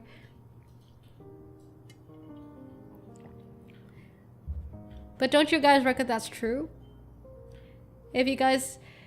And there was also like this other interesting notion where the guy was like, when you want to start solving your distractions and figuring out why you're constantly distracted, now knowing that you do things because you want to avoid or treat discomfort, every time you get distracted, how about you jot it down somewhere and figure out what sort of discomfort you were trying to get away from that caused you to get distracted by that particular distraction.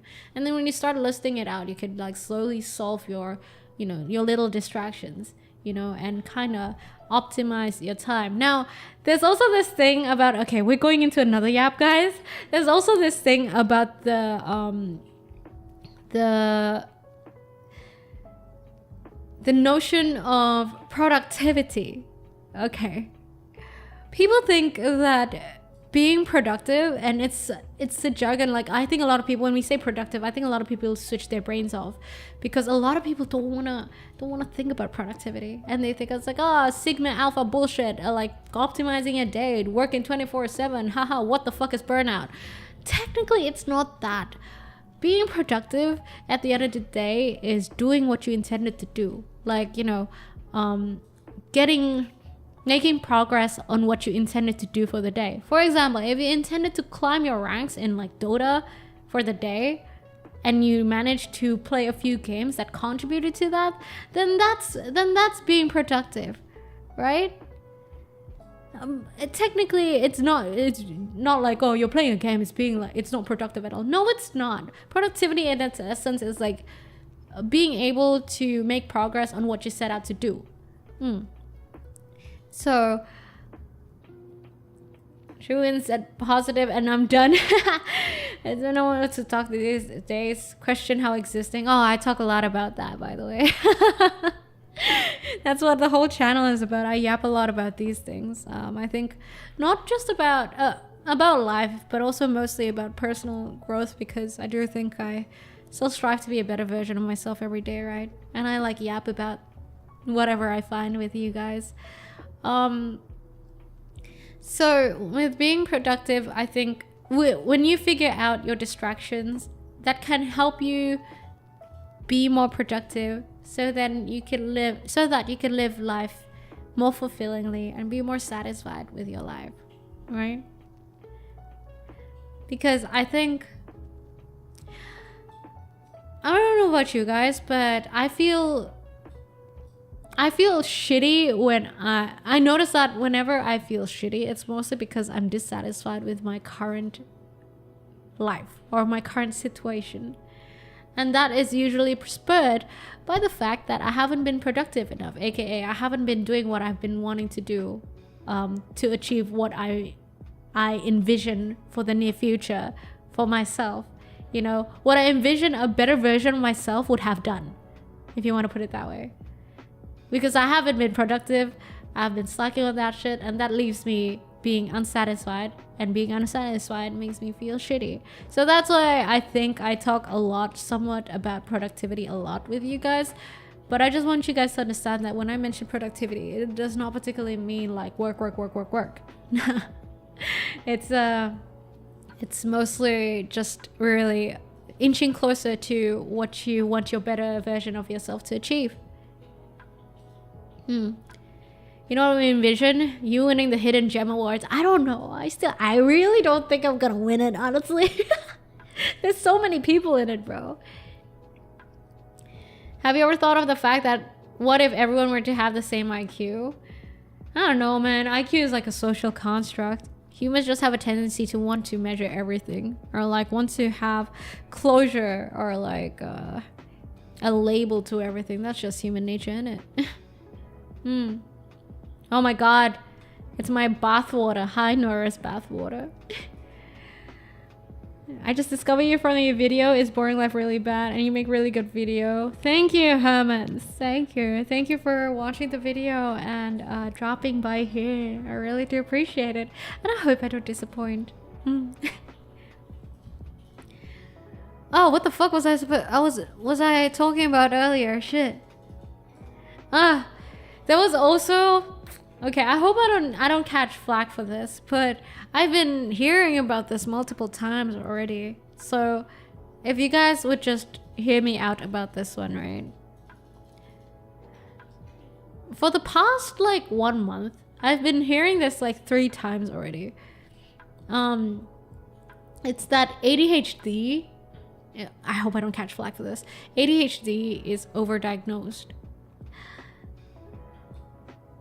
Okay, I know if I let the dust settle, people are gonna be like, the fuck you talking about, Noira? That's bad.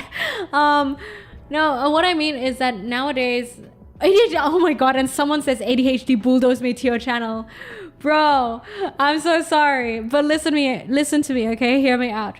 What I'm saying is that it has I think the general premise of that statement saying that ADHD is overdiagnosed is based on the fact that it has become profitable to diagnose people as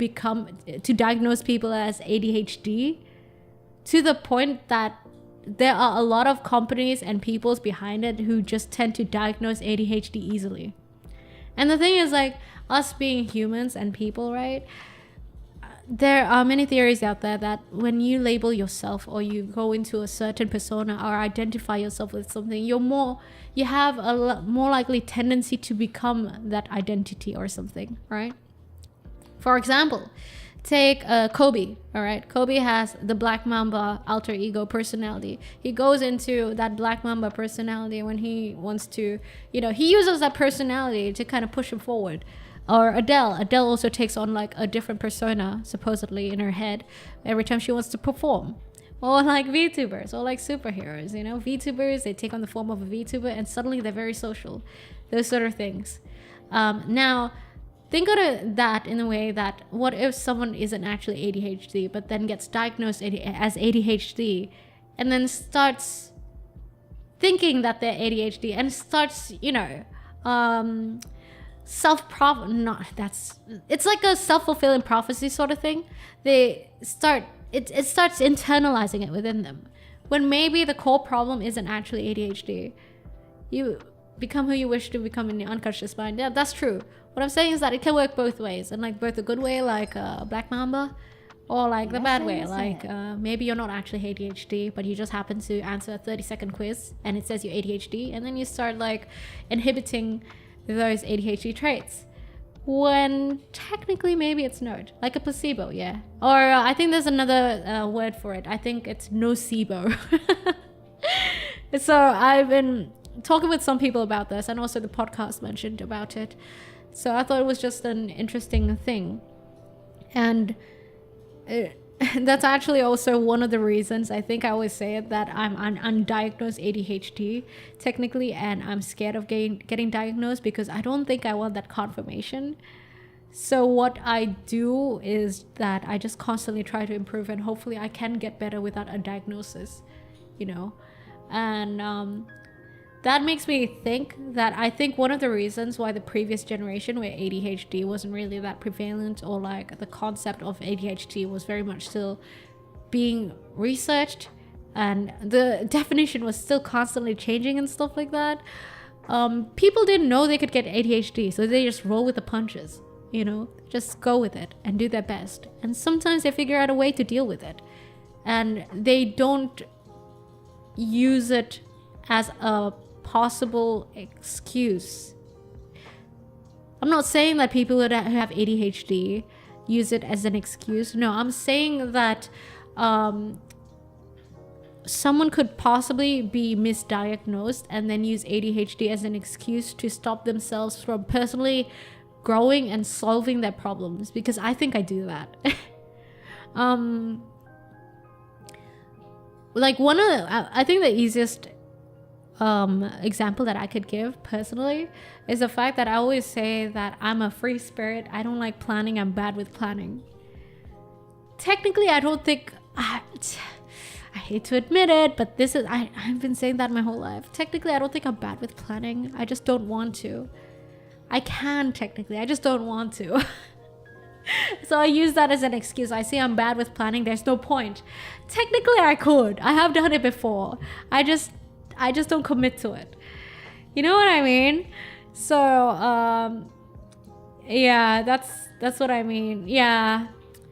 It's because you label yourself to be a certain thing or inhibiting certain traits, and then you use it as an excuse to kind of just be like, yeah, I'll just accept that and use that as an excuse to stay where I'm at rather than trying to grow out of it. Because like I said, people do things, like we mentioned earlier, people are motivated to do things to solve discomfort or avoid discomfort. And meanwhile, you saying that, oh, I'm bad at this, there's no point, I'm not going to be good at it, I'm pretty sure I'm just horrible at planning.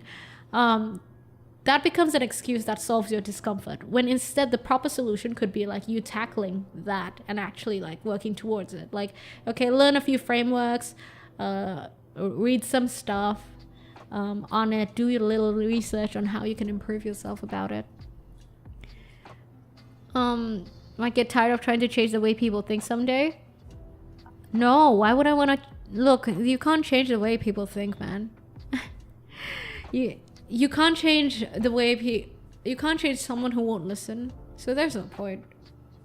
So stop trying. If someone doesn't want to listen, then just don't try. There's seriously no point. Only talk to someone who wants to listen. You can't change people either. You can only try to get them to listen. It is what it is.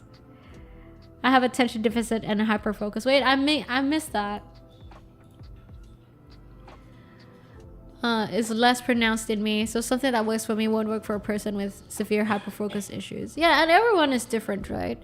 I think, for example, someone could be answering the same ADHD questionnaire or can be consulting the same ADHD psychologist or professional specialist, whatever. They could come out both being diagnosed as ADHD, but who's to know? Everyone's different. For example, man, what if person A actually communicates better than person B? You know what I'm saying? So person A actually got an accurate diagnosis because they communicated properly, but person B did not. Or maybe they misunderstood the questions and then they got diagnosed as ADHD. Oh my god, English, Noira. But in reality, maybe technically they're not diagnosed properly. Yeah. That's just a random thought that's just been sitting in my head for the past, prior to stream, for the past 2 hours, I believe. My first time here, I saw a few clips about life and stuff, enjoyed them. Actually changed the way I look at things. Thank you! I think I'm glad if I can provide perspective. I don't look to change how people think. I always say that I give opinions based on through my own lens and eyes and experiences and my own self. And you guys might have your own life experiences and everything that are totally different to mine. So I can only give stuff from my own perspective. But if it at least in some slightest way helps you guys, I think I'm thankful. What do you think about when a person should believe they should stop and self-reflect or push forward blindly? Self-reflection is always good, bro. Why would you push blindly? But I mean, it's like, don't work hard, you work smart. You know what I mean?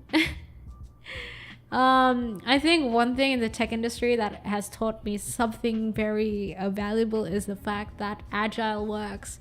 For you guys who don't know what an Agile framework is, it's basically a focus on just having a very quick feedback loop, releasing things, making mistakes, but then having like a very quick feedback loop that you can like fix it, you know, constantly have that feedback loop going on. Always self-reflect. That's why even in the tech industry, when something bad happens, you have a post-mortem, or you know, you have a retrospective every time after a fucking sprint is done.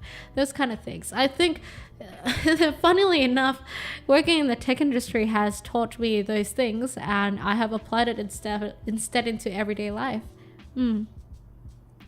And and that's why every once in a while I do take some time to kind of reflect. That's why I think a lot of people advocate for meditating, right? For me, I think every time I feel unsure, I make sure to take a step back and reflect on what I did, and you know, recalibrate if I have to, because recalibrating for your day, you know, retrospective for what you did, how you did for a certain project, a certain day, or like just, and then recalibrating for your whole life if you have to, because it's so easy to get lost in life, and even in your everyday. I think that is not mentioned enough. I don't think anyone knows what they're doing 100% all day. You know what I mean? It's so easy to get lost. I have opinions, but it's a good video. I really disagree how we define protagonist, adventure, and boredom. Pitar. Yeah, but that video essentially about the boring life thing is just me saying that basically if you want consistency in your life, if you don't want to be a hero or like live a legacy or be ambitious, that's totally fine. That's all I'm saying. But if you want to be ambitious and shit, that's totally fine too. At the end of the day, it's how satisfied you are with life. I don't think anyone's in any position to like judge how other people live. At the end of the day, your life is yours to live. Your living time is yours to kill. So do whatever satisfies you. But if you're like feeling unfulfilled or unsatisfied with life, then yeah, do something about that. I haven't tried proper meditation. Is that something you do? I don't meditate. I actually do retrospection. Like I said, my way of living is very much inspired by tech work stuff. I'm sorry, Pitar. I'm sorry I'm mentioning these tech jargons. I do retrospectives. That's what I do. I do journal though. But like, I think what I do often is like I take a break and be like, okay, what did I do wrong? What did I do right? What can I do to make it better? What can I do next time? How do I make sure I don't repeat the same mistakes? Postmortems, if you would like to call them so. Retrospectives, postmortems, and stuff like that.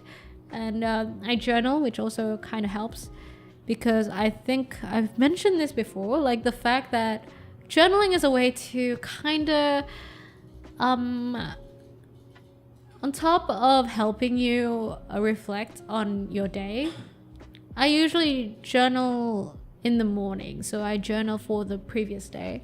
It helps you reflect on your day, but also at the same time, I think it helps you celebrate your wins or document your wins. You know, I try to force that onto myself to kind of just have what I did right or what I think I did cool written somewhere. Yeah, like I don't think the good thing about working in corporate, I think, is that you have goals and KPIs and achievements usually jotted down and documented pretty well. But I don't think we do that enough in our daily lives. And sometimes, you know, it feels like you work hard, but then the results are not, you don't really see the results of it because you don't have it documented anywhere really. Like, let's say you're trying to beat a personal record, but you don't write it anywhere. It's the same thing. Or like, you're trying to lose weight, but you never really jot down your progress. Mostly joking. I work in tech. Retrospectives and agile stuff is daily annoyance. Oh, bro, I can have a whole talk about it. I I really like tech talks. Like I was talking to chat how at the Twitch meetup I was talking about like 1 hour with this guy. I don't know if he's still here, Digital Anomaly, because we were talking exactly about that, about like tech, project management, product management and stuff like that. And it's like the funnest shit for me. Does that make me a nerd? Possibly. It's not that I like productivity, but I think I'm very much invested in the idea of like how we can work better in a healthy way, you know? Because I think structure helps a lot. It's about the small wins in life. Exactly. Hiko used to journal when we were kids until I mistook her books as fire starters. Wow, awesome is it?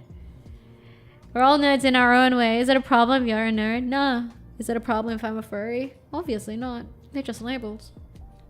Does it matter if I said smash to Vaporeon? No, obviously not. Does it matter if I said smash to Giraffe Rig? No, I don't think so. That does not make me a furry, right? Shockingly, a ton of corpo practices are very effective. One might link corpo practices to corpos having billions in profit. If you want to be effective in life, stealing corpo practices works. In a way, but like you have to be healthy about it. I mean, there's a lot of unhealthy corpo practices as well, unfortunately, because, well, to be honest, none of us are perfect, so we're bound to do some mistakes here and there, right? Sometimes we're so focused on the bottom line that we forget that it's people who are in between the top line and the bottom line. You know what I mean?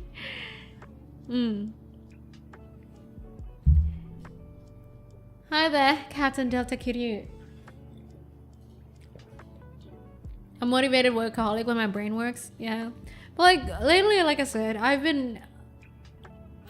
don't work in the tech industry anymore. And I feel like I haven't been as productive as I used to be when I was still working there. But I figured out lately that it was not that I haven't been productive. I think it's more like I haven't. Okay, here's another great argument, okay? You can't... Okay. So, where should I start? So first of all, let's talk about the fact that to-do lists are bullshit. And it makes sense. It makes sense, the argument that they put out. So to-do lists aren't that effective, guys, because what ends up happening is that you just have a ton of backlog and like it's constantly just nagging at you. It's like you remember that, oh, you have this to-do list that has been with you for the past 3 weeks and you don't know how to make it go away because every time you start at it, you don't know how long it'll take, and then it just takes longer and longer and longer. And then you get so demotivated by it because you never finish it. Those sort of things. Even if you break it down, okay? Even if you break it down into like small tasks and shit like that. Instead, an alternative to to-do lists is to have time blocks, which is interesting. I have done time blocks before, but I did not know that it was an actual framework. And when I did it, it did actually work. But I think the more interesting part is how he said that you need to change your metric. You shouldn't be measuring your productivity based on whether you finish doing something or not, because you're gonna, as humans, you're gonna have like a shitty time, or like it's gonna be fucking inaccurate, like how you estimate how long a task is gonna take no matter how small. Okay, sure, some tasks, for example, washing dishes, 15 minutes, sure, right? But like a lot of tasks, we have a horrible estimation of how long they will take. That's why to-do lists are shit.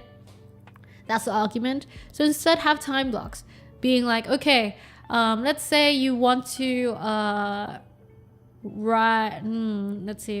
edit your video, right? Let's say edit a short. Edit a short will usually take about 2 hours. But it really depends on the person, right? And it depends on like your day. Like sometimes it might take longer, sometimes might be faster. But so you, rather than have it on a to-do list, instead block some time in your day to do that task for like say 40 minutes or 1 hour, right? So then your metric doesn't become whether you finished the edit or not, but rather it becomes, okay, I worked on this for 1 hour. If you did work on it for 1 hour, then hey, you're productive today. You finished you finish that time block. And that way, I think it's a more relevant metric, a more relevant sort of way to measure your productivity. And also in a way, it does not wear you out because it's a very quantifiable metric. You guys would know what I'm talking about if you make KPIs and shit like that. One of the requirements of making KPIs or OKRs is that they got to be smart. One of them being very quantifiable. Sorry, I'm getting into my tech jargon again, my corpo jargon. But yeah, so having time blocks, like blocking out your time to do certain tasks, is technically more measurable than having to-do lists. And it also staves you away from burnout and stuff like that. And what it also does is that it gives you it's a solid thing. So you dedicate 40 minutes to do a task undisturbed, unperturbed, no distractions. So then when you do get distracted,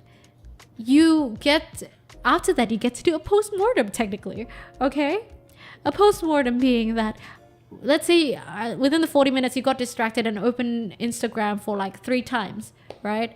So you weren't as effective. So you kind of post-mortem that shit and be like, or do a little retrospective on that and be like, okay, I was supposed to work on this shit for 40 minutes. How did I do? Oh, I got distracted by Instagram for like 3 times. Okay, why? And then you can have a feedback loop going on and see how you can do that better next time. How you can make sure that you're not disturbed for that block of time you have set out the next time. And with this, technically you can feel better about your productivity, and you can also feel better about your achievements. Because I think one of the problems that I have is that sometimes when I write in my journal, I don't know what the fuck I did yesterday. I feel like I did so much, but when I try to put it in writing, it's immeasurable. You know what I mean? I can't measure how much I did, but it feels like I did a lot. But this time block method changes everything. Yeah, thank you for coming to my TED Talks. You guys gotta do your own research on that shit. But I only listened to this today, and I'll probably start applying it tomorrow. I did do it before, but I don't think I did it fully and holistically like that, you know? Like even changing how to measure the productivity with that time block method. The stream warms my shriveled black heart. What do you mean? I'm so sorry for all the corpo and tech jargon, guys. So sorry. But does my yap make sense? Or was it just like white noise to you guys? Which is also okay, you know? That's totally fine as well. Did you buy a coaster? Peter, what the fuck? Did you buy an item? Peter, thank you for buying a product. Bro, you know, I'm actually releasing a new merch tomorrow.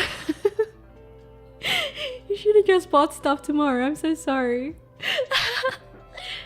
I'm releasing merch tomorrow, guys. It's the cringiest thing I've ever done, but I think you guys are gonna like it. Thank you, Pizza, for supporting the Deep Blue. Thank you for buying my merch. I always enjoy productivity tips. Yeah, and like the funny thing is that I think back then I had this phase where I had a horrible perspective about productivity.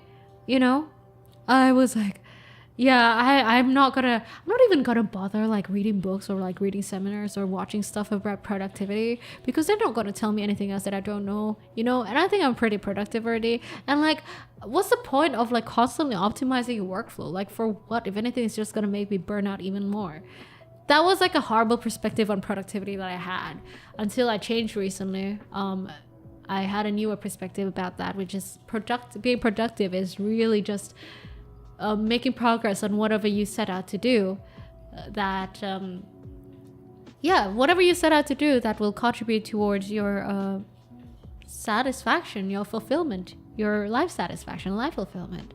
It could be playing games, it could be like playing the guitar or hanging out with friends, or you know, streaming. It's whatever. It's not just all about work. We corporates should support each other on the side hustle business, for real. Because I feel like the productivity whole sort of and self-growth, personal growth sort of talk or industry is addled with so much just money mongering tips, like get rich quick schemes, which I think are just stupid as fuck.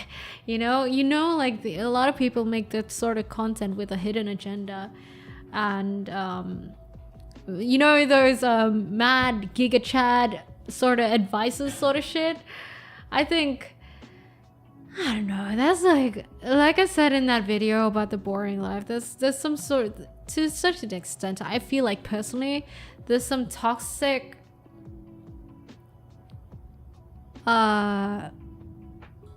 work hard, play hard shit that comes into play sometimes. Yeah, the Sigma male grind set. I know because I've been there before. Like, you know, being like, oh yeah, you gotta work like 24/7 and stuff like that. I think that shit is toxic as hell, and it takes out a lot of your life. And I reckon it spurs a lot of, maybe not, for me at least, regrets maybe. And it saps the life out of you and the creativity out of you, man. So I used to be that work hard, pray hard. No, I did not pray. I used to be that work hard, play hard, guys. Hi, Debito. It does. I used to be in the tech startup industry, and like, you know how everyone in the tech startup industry was like, everyone got an overtime, everyone sleeps at the fucking office and stuff like that. What you don't realize is that working like that so much takes away so much of your creativity and time with your loved ones. And I don't think a lot of people consider it that much, but creativity, spending time with other people, spending time doing other things, they can provide new perspectives and new inputs that will might possibly spur you to work better in a way, spur you to be more productive or more creative with your solutions. I think that's something that a lot of people overlook, that like things outside of work can actually help your work. For example, like it is actually often that like I end up like coming up with a solution to something because I was doing something else. And like, let's say I was doing like I'm streaming like this, for example, and then I'm trying to hook something up for streaming, even though streaming is a hobby. But then I'm like, wait, maybe I could do this thing, apply the solution to work as well. Or like, it gives me like a new sort of perspective, you know. It's not realistic to always work hard, play hard. Yeah, but it's so glorified in media. There's also people that sell working less by outsourcing menial tasks to overseas worker. I hate that. Yeah, are you talking about the 4-hour work week book? Wait, I want to know, why do you hate it? Why do you hate it? Hustle culture's negatives are not emphasized enough. Yes, the hustle culture. Fuck that shit. I always say that to people nowadays. But like youngins don't believe me when I say hustle culture is horrible, man. They don't believe me. I tell them that you need to find your balance. You need to rest properly, honey. You need to learn how to rest. They don't believe me. They're like, no, I need to work hard. I'm young. I'm like, girl, yeah, whatever. Because it takes advantage of less fortunate people, and it's like evading responsibility.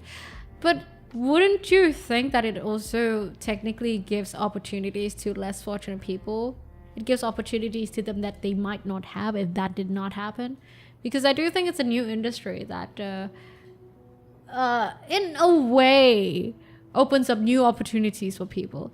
Evading responsibility, I don't know about evading responsibility. What's my opinion on that? I don't think delegating is evading responsibility. Personally. Yeah.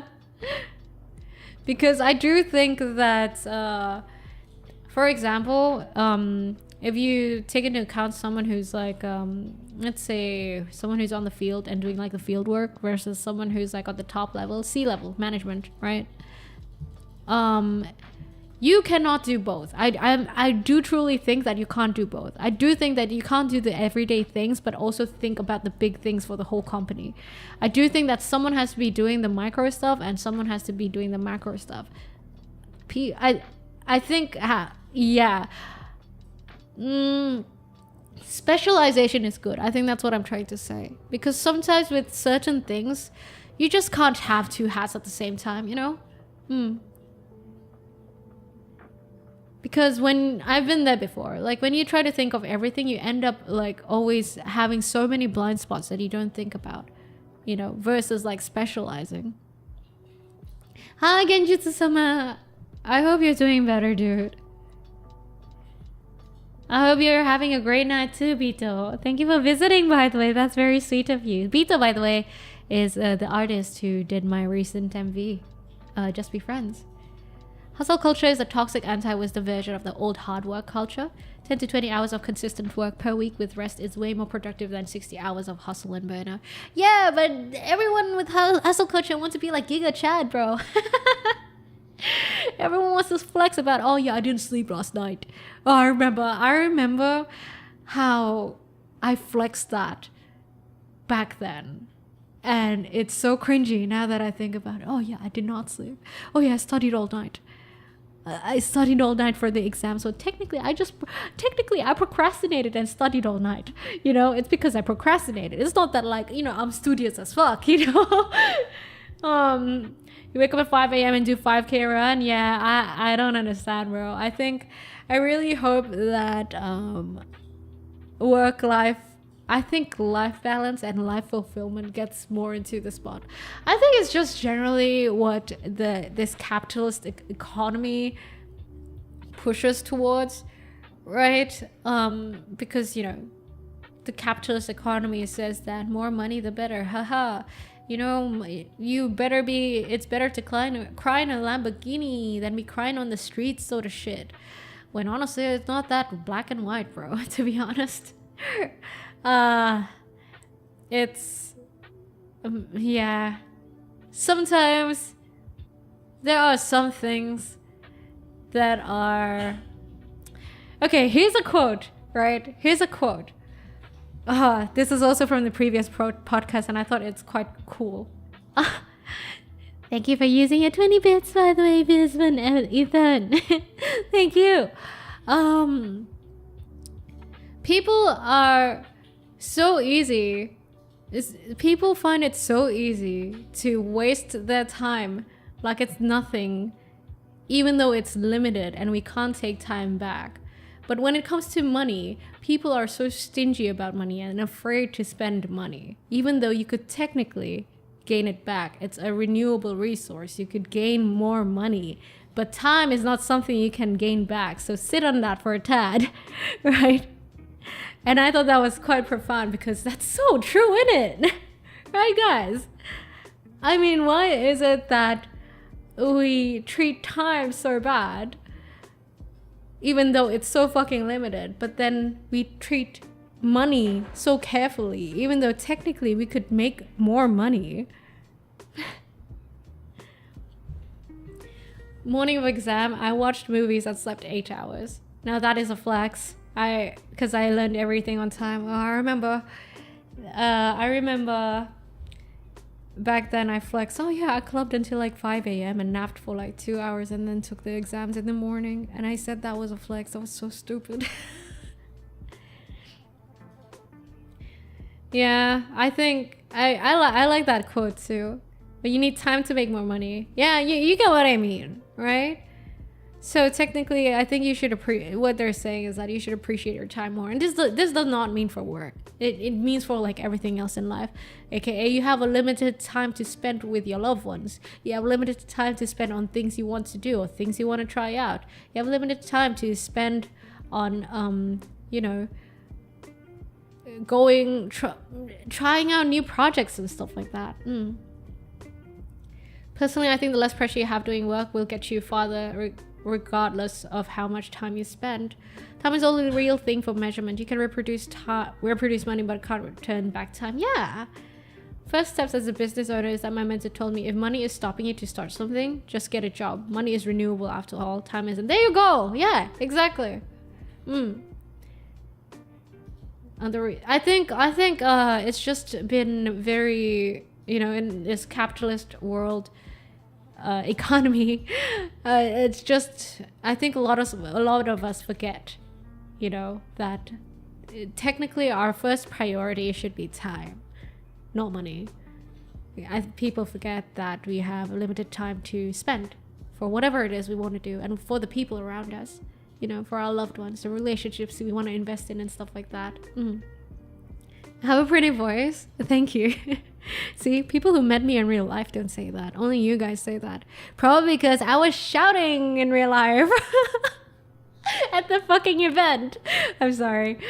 Hi, you're from Tech Tourist? Oh my god, you're one of the guys who saw how cringy I was at the event. I'm sorry you had to go through that. But hi, Sour Gummies. Hi, nice to meet you. I hope I did not make you die of third-hand embarrassment whilst watching Tech Tourist stream. Oh, let me drink some water.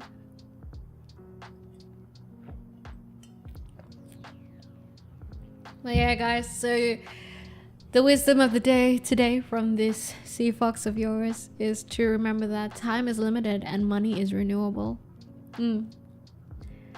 Third hand who suffered second hand? Me, watching the VOD. First, yeah.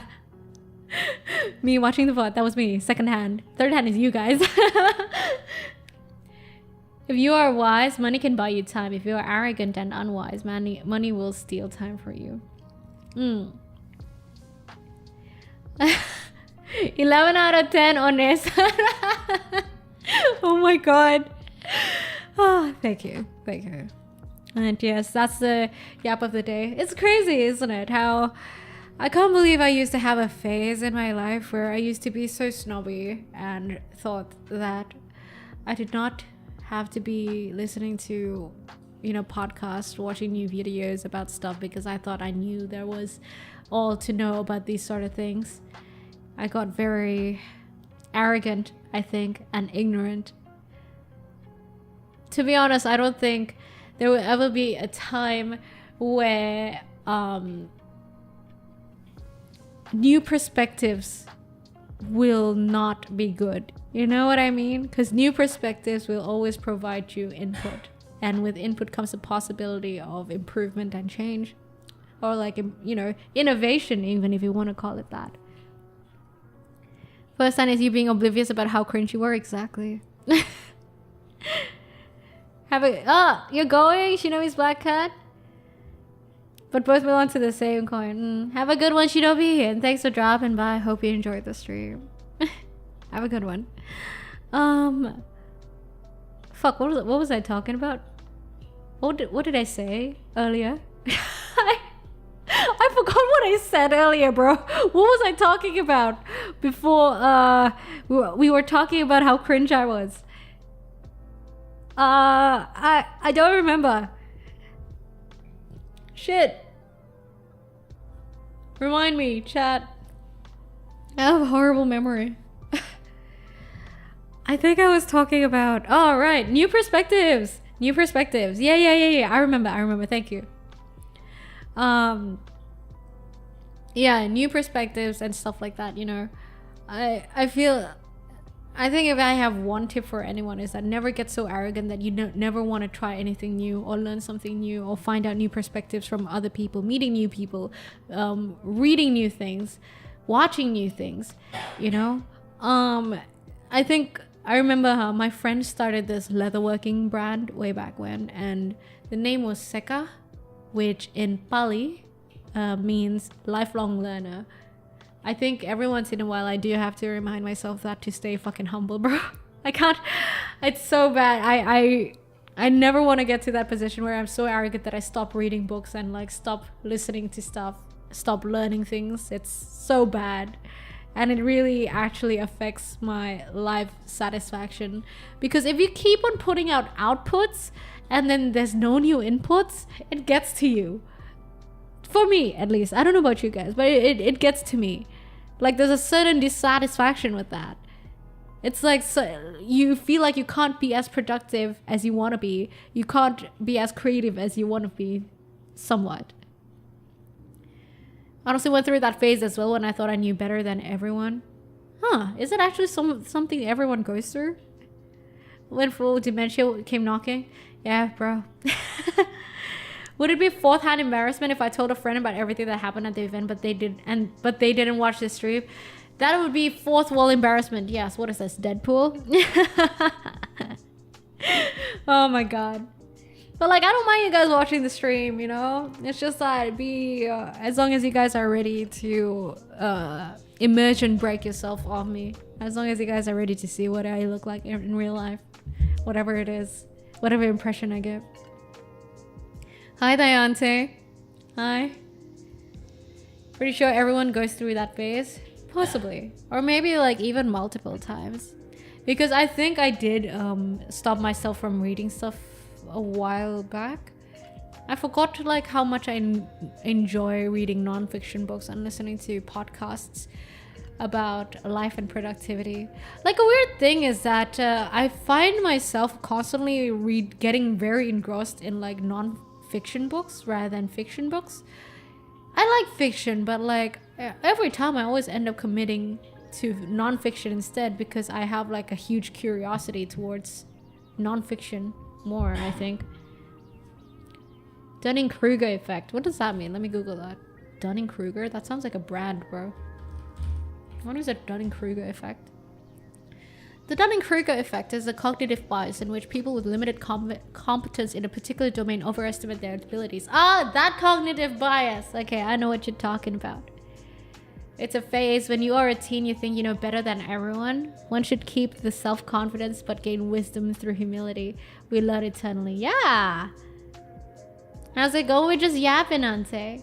We're just yapping. You know, one bias that I found was very interesting, and I think I've been unexpectedly doing since my startup days was the Ben Franklin effect.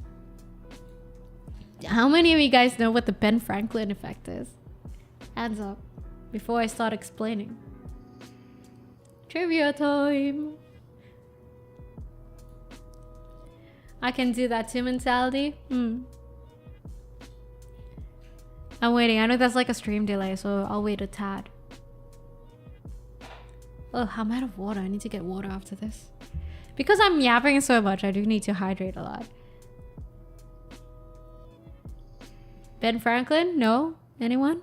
It's okay if you don't know, man. It's not a class. Alright, no. Okay, so the Ben Franklin effect. So I learned this from the book The Art of Thinking Clearly by Rolf Adabelli, I believe. Thank you for the hydrate, but I don't have water yet. I'll get water after this. The Ben Franklin effect is a psychological phenomenon in which people like someone more after doing a favor for them. An explanation for this is cognitive dissonance. People reason that they help others because they like them, even if they do not, because their minds struggle to maintain logical consistency between their actions and perceptions. So this is like pretty much what it's saying is that it's a bias where basically if someone asks you to do a favor or like you ask someone for their help, that person who helped you is more likely to be kinder to you, friendlier to you, and stuff like that. I learned this during my startup days without realizing that it's an actual thing. So during the startup days, I think I've gotten into the habit. No, it wasn't during the startup. I think it was actually during uni days even, because I was managing a society, so I had to do a lot of stuff myself.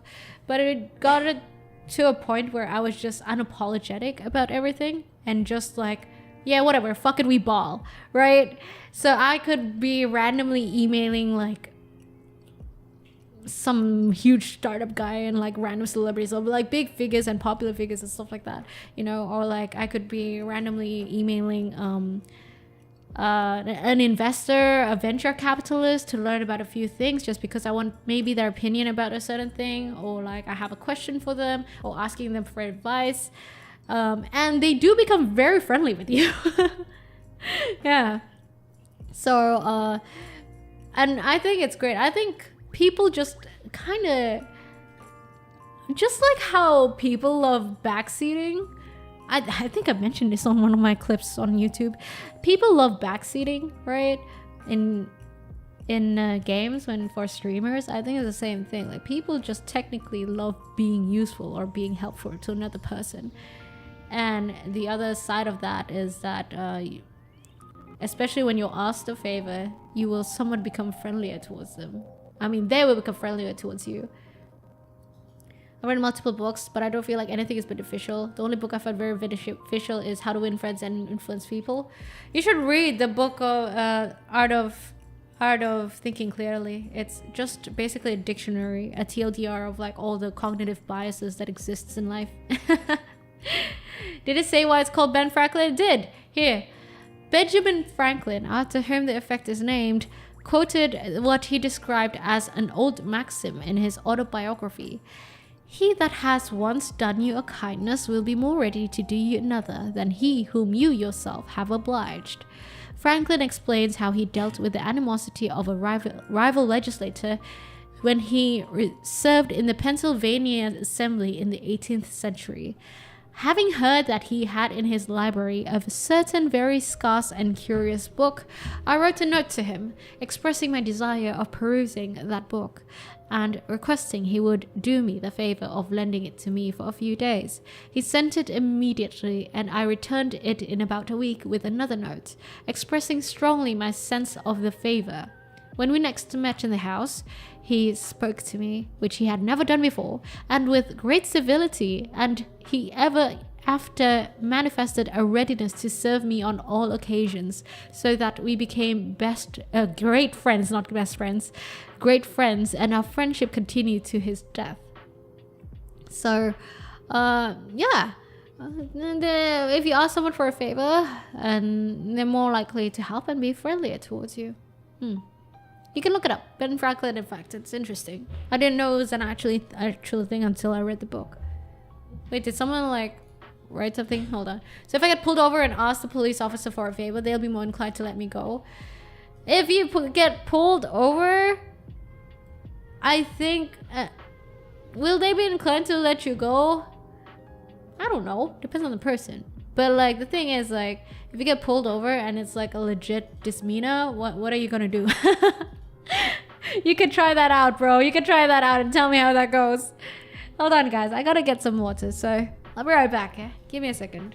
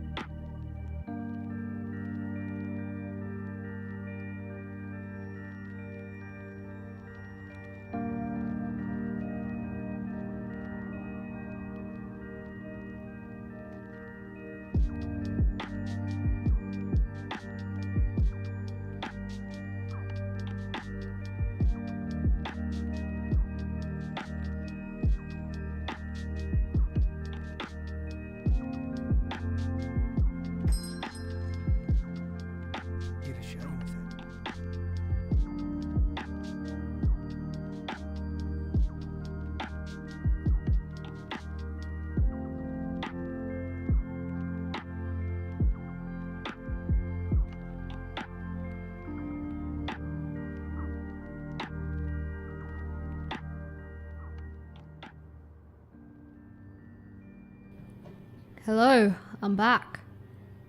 You know, I don't know if you guys noticed, but I have sound effects in the background. Is it too quiet for you guys to hear? Here, wait, let me like... You guys hear that? There's like some little white noise. I'll pause it. See, it's gone. You guys hear it? It's tadaima. It's a little white noise to give the vibes that you guys are actually in the middle of the street at random ass night with me. Yeah, I don't want it to be like too loud. No, it's not music. Wait, did you guys not hear it? Hold on. Here. Do you guys hear that? I'll pause it. See, the white noise is gone when I pause it. Is it not gone? Is it not loud enough? Is that why you guys don't hear it? Shit. Have I just been playing it for like no reason and you guys haven't actually heard it? Oh, you guys heard it? No? Yo! How come some of you guys hear it but some of you guys don't? What? I need... Okay, fine. I'll put it up. There you go. You guys can hear it more, right? It's fine. It's just like a little sound effects that I do. I like putting in like ambient sounds for these sort of chatting streams, I think. Yeah, now I'm pretty sure you guys can hear it now. Yeah, sorry. I'll put it up louder next time. Gotta remember I gotta put it up at like 50, I think. Yeah, because like if you guys remember, for the beach scene we had last time, we had like the waves lapping sort of sound, right? And that was kind of nice. Yeah, I just figured it'd be nice to kind of vibe with it. But I'm like, what sounds do the middle of the dead night sort of streets give? But like thankfully I found a nice sound of it. You can lower it by a third or so. What, is it too loud now? Is it too loud now? Or is it like an okay sound now? I haven't figured out the audio balance for this shit, honestly. Cause it's something I only recently started doing. But don't you guys like these sort of vibes? Usually we go for more like a brighter sort of vibe, but today it's like literally like a 3 a.m. sort of vibe, which is perfect for like talking about drunken stories and yaps. Just like 3 a.m. thoughts, you know, shower thoughts. Have you watched Violet Evergarden? No, I have not. I know of it, but I have not. But yeah, that's my whole yap of the day. If you guys want to check out what I talked about earlier, you guys can check the podcast with Ali Abdal, the most recent one. It's 12:30 a.m. my side. Good timing. I hope like you guys who came from like YouTube and you guys who came from maybe Tech Tourist or came from the Twitch event, I hope I didn't disappoint you guys, seeing that maybe this is your first stream of me. You just a big Victorian fan, or do you love the sea or swimming a lot? I do love the sea and swimming a lot, and I am also a big Victorian fan, and well, I'm a sea fox. I do love the water, but what I do not like is the deep, dark abyss of the waters. That's what I do not like. It's scary when you kind of just, you know, when you swim over the seas, but like, or maybe you're snorkeling. Have you guys ever that experience where you snorkel, but then on to the right of you or somewhere at the edge of your like peripheral vision, you see that there's this area that's just a cliff going into the abyssal darkness. I remember seeing that when I was at a basically a beachy island, and it's fucking scary, bro. Like thalassophobia? Is it thalassophobia? Is it even thalassophobia? It's just thalassophobia. Is it thalassophobia being scared of the sea? Deep bodies of water, such as... Yeah, but I guess it is. Yeah, I think it's mostly the depths. It's scary when you can't see the depths of it, you know? Is your throat feeling better? How's your back? I'm feeling better. My back is better because I was walking a lot in Manila, but now that I'm back here, hopefully I get to gym more before I go to Osaka. But yeah, don't worry. I'll slowly make my back better. I'm gonna do yoga as well when I get back from like Japan. So hopefully that'll treat my back better. Fear of unknown, xenophobia. What is that? Dude, isn't xenophobia like dislike of people, like racism? Subnautica will be fun series to watch with you. Bro, I'm scared of stuff that makes me scared, bro.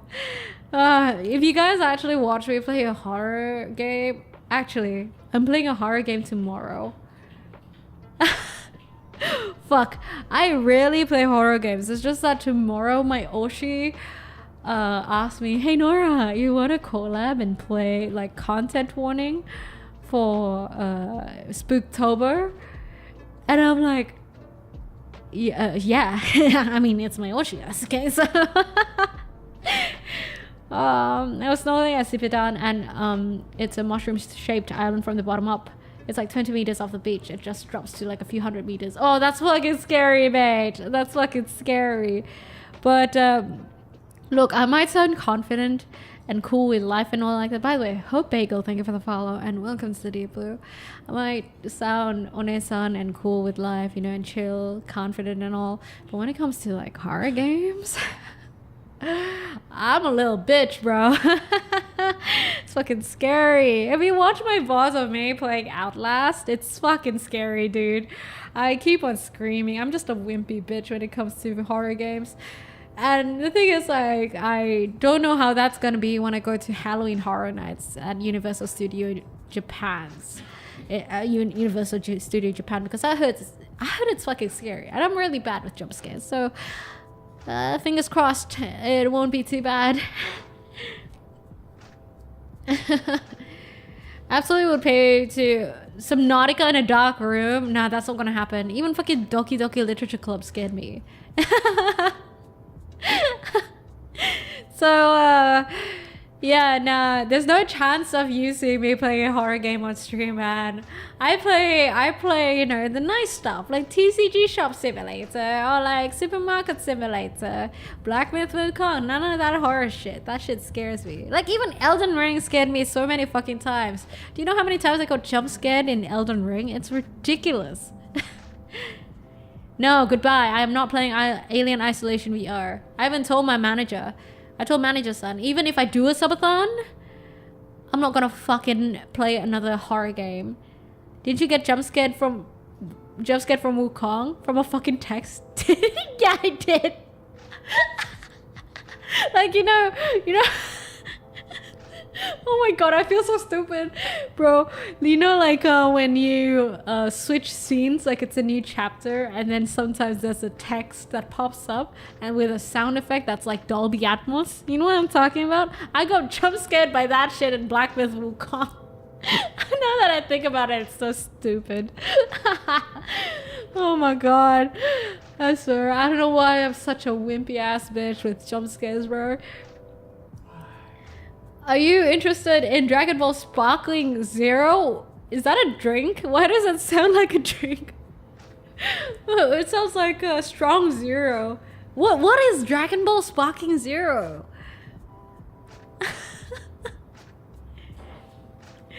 I got Luna. I got jump scared by in Black Myth Wukong when it's a new chapter. There's a text that appears, and then there's the Dolby Atmos sound to announce that it's a new chapter. I got jump scared by that. It's a new Dragon Ball. Oh wait, I was watching it earlier, and I was like, what is this? I know nothing about Dragon Ball, by the way, guys. 3D Sun was questioning, like, are you even a weeb if you don't know Dragon Ball? If you don't know anything about Dragon Ball? Boy, I did not grow up on like the regular anime stuff growing up, okay? Like with Dragon Ball, Sailor Moon, I didn't even watch that shit. Doraemon, I didn't watch that. What I watched was like Rurouni Kenshin, Escaflowne, Ghost in the Shell. That's what I watched. And Pokemon, of course, Pokemon. So I did not grow up on like Dragon Ball Z and stuff like that. So I know nothing about Dragon Ball, honestly. Let's have a guide to play Doom Eternal 1 at lunch and then Farming Simulator after work. Dragon Ball is for boomer weebs. Well, I don't know. I mean, there was like Dragon Ball was very popular, obviously, back then. But like, I just wasn't into it. I didn't like the art style. Please don't kill me. I did not like the art style. Yeah, Escaflowne was way back when. Oh, one of my favorites was Chobits, man. Chobits was a mood. Hi, Cornelius. Thank you. Tadaima. Yes, I am back with way too many stories. And yeah, I yapped a lot earlier, guys. What did we talk about, guys? We talked about so much. Yeah, we talked about so much. From me being like tipsy at the fucking Twitch event. And like so many stupid stories that came out from it. And talking about, you know, the concept of productivity and time and money. And oh my god, we went through like a whole last TED Talks, bro. It feels like we sectioned the stream, right? The first hour of the stream was talking about the Twitch event. Second hour of the stream was like my TED Talks yap about you know, productivity and somewhat psychology and some frameworks. And now we're just, I don't know, what are we talking about now, guys? AMA, ask me anything. Ask me anything. Let's see. What do you guys want to ask me about? Since I feel like some of you guys, I know like there are some new people from like the Twitch event and some new people from YouTube, so ask me anything. I didn't even watch Shin-chan, bro. I mean, I found it funny, but like I just wasn't into it. I don't know, I was weird. Do you want to learn more Tagalog? Like what? I think I know a hefty amount of swear words already. I know Pasok Bilis because every time I did the War of Imperium, I remember the guys, my guildmates going, Pasok Bilis, Pasok Bilis. I remember that.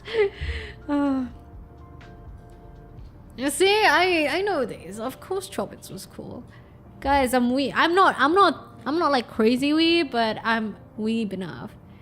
Got any neat rocks? Where did I put my pebbles? I remember I had a little rock collection that I did collect. I used to like collect these pebbles and seashells from the beach, but then at one point I did throw them away, way back when. So unfortunately now, none. I'll teach you a good one on December. What is in December? What is in December? What's in December? But like, bro, I don't have money to like travel at all. What's Oh, Manila meetups. Bro, I don't have the funds to travel, man. Not anymore. I'm like broke as hell. I'm like traveling everywhere. So unfortunately, I don't think that's a reality, man, for me to go back to Manila as much as I wanted. It'll be so fucking fun. How exactly do you get into tech jobs? Honestly, I didn't. So I never was in the tech job, honestly. I started off always from like a sort of management sort of position rather than a tech job. So like managing an operations more like. But then one day I got an offer from a friend of mine who they were looking for like a product manager. And I didn't even know what a product management was back then. But they interviewed me. They asked me some things about like, okay, if this platform did this, what would you do about it? And apparently my answers and ideas made sense enough, and my logic made sense to the point that he hired me as a product manager. And since then, apparently I've been a decent product manager. And you know, do you want to know what contributes to that? what contributes to this whole logic of being able to project manage, and like basically be in the tech industry, because I was like dealing with a lot of developers, even though I technically never took like any education in development or like tech. However, I have a brother, and he's always like made me Google everything that I don't know about. So that's a good thing. I always thought that he was a dick for doing that. Like, he would never explain anything to me. So I thought he was a dick. I thought he was just fucking lazy. I reckon he was. But anyway, it came out good because like it taught me how to Google, right? So that means I can Google anything and everything. So one day, I decided to make like a Ragnarok private server when I was younger. And I did that, and I learned how to script, right? Because scripting was easy for Ragnarok. It was pretty logical to me, at least. So I learned how to script and stuff like that, how to put servers together and everything like that. And then I got like a newfound appreciation for like how games work, and like I started to understand the logic behind how games work, and just logic in general. Like, if this happens, then this, you know, that kind of shit. And learning how to troubleshoot on how to get from point A to where you want to go to, and that sort of logic. And since then, whenever I come upon things and games and stuff, I would be like, oh, that's interesting, I wonder how they do that. And then I would kind of try to break it down in my head. For example, I see World of Warcraft, and back then I think it was quite an innovation to be able to have different instances for different phases of quests. That was an innovation back then, and like I think everyone was like very hyped up about that. I started to think, how did they do that mechanically? Like, what's the logic behind it? How do they segregate or figure out which person deserves to go into which phase, and how do they separate them and stuff like that? And I think it's that train of thought and logic way of thinking that kind of really lets me just thrive in any sort of environment, honestly. But it let me specifically thrive really well in tech. Yeah. I got the PM job. It's insane. Yeah. And I really find it interesting. It's intriguing. And even like the developers that I worked with were like very surprised by how much I know about tech, which I don't.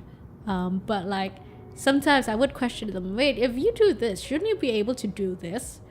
I would say that because of the fact that I have this trait where I'm not afraid of asking things as long as I don't make it awkward, because I have this saying that I learned from a friend back then, that it's not awkward until you make it awkward. So I'd rather ask and not make it awkward versus keep it in and regret, you know, possibly not knowing the answer and then get fucking curious and never know the answer to it. So I just ask a lot. I started working with Jarina, League of Legends, and when Jarina got dissolved, I became a streamer. I haven't used my degree ever since I graduated psychology. You used it for Beyblade. You know what Jago did, by the way, guys? Jago asked me what my MBTI was. Jago asked me what my MBTI was, my personality. And I was like, I think I'm like an ambivert IE NFJ or something. And he's like, okay, I'll give you this blue one. This one's kind of rebellious. And he gave me like a blue Beyblade, which was literally my color scheme. This color scheme as a sea fox. And I'm like, oh, that's pretty fucking accurate. Yeah, because I said that was my MBTI. He picked out the perfect color schemed Beyblade for me. So I would say that's good psychological work, eh? For real. Yeah, being like being not afraid to ask things and being just very knowing how to Google things just goes a long way, dude. Good work, Jaco. Good work. You're better than 90% of all product owners I know. Problem solving, open mind, can Google, peak PM. Yeah, and I think another trait that the people I worked with appreciated was that some people might consider it stubborn, but I always ask questions until I understand what's going on. And I usually question things even if it involves higher ups.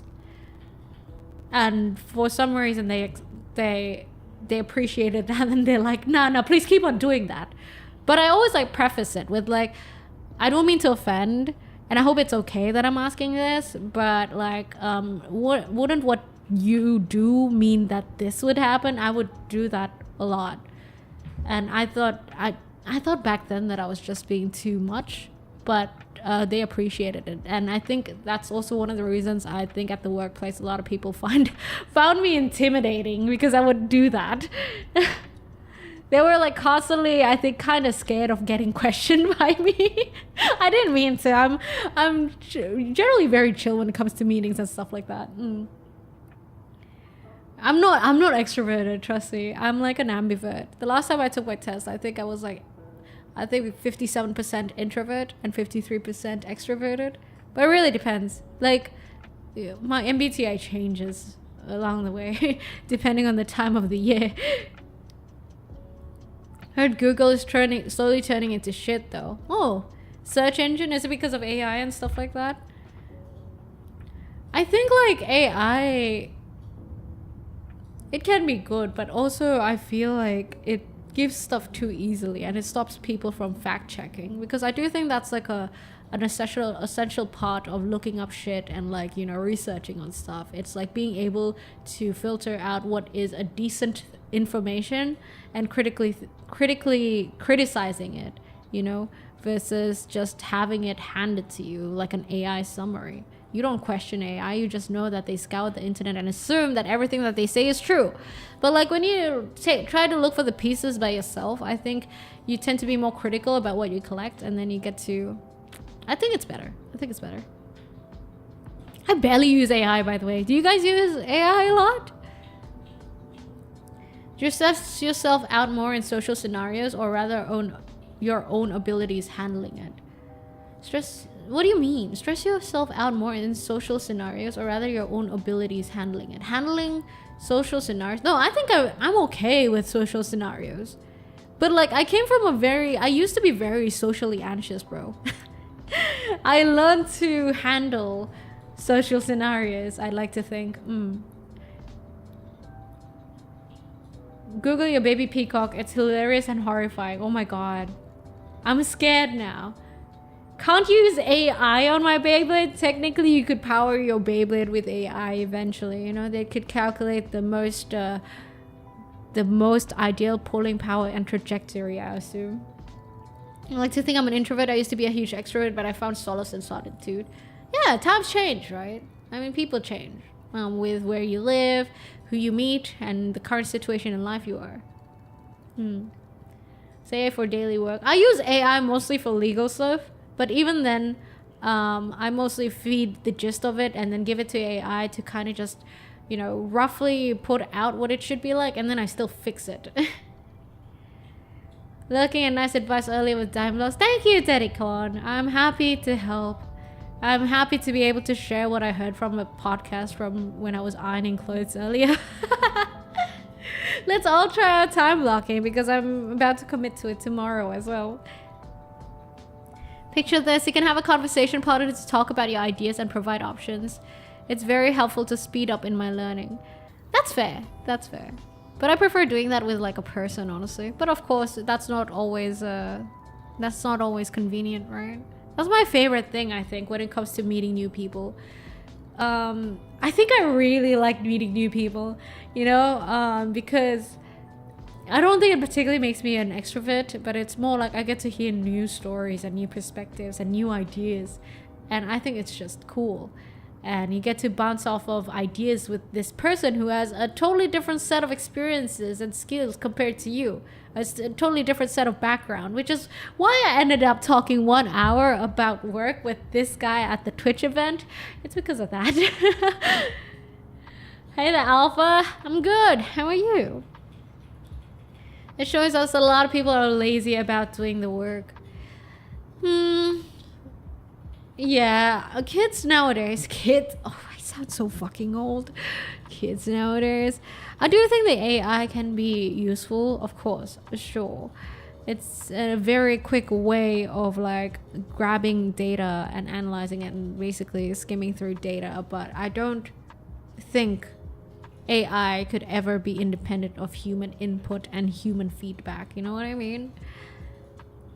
Unless somehow they figure out how to have AI independently learn and explore and try out new things without it being fucking dangerous, because that honestly sounds like the start of Skynet. You know what's scary about AI? So the current technology is that, you know, how AI can self-learn. The technology is there for AI to self-learn, but like humans right now don't understand how the synapses work. Like they don't understand how they manage to do that, or like what connections really leads to what, and how the logic goes, so that and what spurs AI self-learning. But also this self-learning is very much contained within human structures, being that, for example, the data fed to them, if their constraints are the internet, then it's constrained to the internet. It's not like the AI can meet a new person and talk to them. Oh well, the AI doesn't have a means to meet new people. The AI doesn't have a means to bounce off of ideas with new people and stuff like that. They also have like they can talk with other AIs. But I do think eventually that will happen, honestly, where AIs can learn new experiences and stuff like that. And maybe there will be a time where AI can grow up like a human would. I'm sorry, I'm thinking in my brain, because this is a whole topic that I'm actually interested in. But would AI ever... Sorry, my mic is fucking up again. Will AI ever be able to just have independent experiences, and also with sentimental feedback, by the way? Because I do think that the unique thing about humans is that they have experiences, they have culture, but also they have feelings, which is something that AI doesn't particularly have, right? For the better or worse. Some might say that feelings hinder certain decision making, but I think honestly sometimes it really does help with certain other types of decision making. So will AI ever be able to replicate humans in decision making in the future? If they can replicate the feelings side of humans, like the sentimental side of humans, maybe, possibly. I'm sorry, that was a whole yap. I was like thinking as I was talking. I'm so sorry about that. I got distracted by the whole question that just popped up in my head. Machine should never make a management decision. Google what happens when LLM AI learns to create images from AI generate images 2-3 generations down. It creates pure garbage. That's the thing with art and AI, because I think with art, it's a lot of like creativity and feelings, and I don't think AI has the means to have creativity if they don't have the sentimental side of humans. You know what I mean? Because I think they're directly correlated. For example, someone who is more feelsy is more likely to make more to make paintings that can express their feels more, that sort of thing. So I don't think AIs would be able to ever replicate that, unless, like I said, somehow they figure out how to replicate feelings. So as of currently, I don't think that's possible. Having degrees, yet you got a lesser position due to companies using AIs. Oh, thank you for the time check reminder, Sheena. Thank you. That's the thing. That's why I do think that humans nowadays... I'm talking like a bot. I do think that people nowadays should like focus more towards like... Look, AI is inevitable. So I think start doing things that you can do better with AI. Or things that AI can't do. For example, creativity. Things that involves creativity or feels. And there's a lot of feels in decision making, by the way. Wisdom and stuff like that, right? What if an artist creates art through AI by somehow transmitting his emotions and sentiments into the AI? Yeah, but like, how do you even transmit your emotions and sentiments into AI? How do you translate that into a bunch of code and logic? Because feels and sentiments are not code and logic. I think until we figure that out, it's not going to be possible. I don't know how you can replicate feelings and I mean emotions and sentiments, honestly. AI needs to be trained by human, and also training materials need to be sorted by human. If it's training using another AI, it will result in trash or Skynet. I'll continue to fight against AI. I honestly do think that AI is inevitable. So, but do I support AI? I do not support AI art. Like, what's the fucking point of that? Honestly, I do.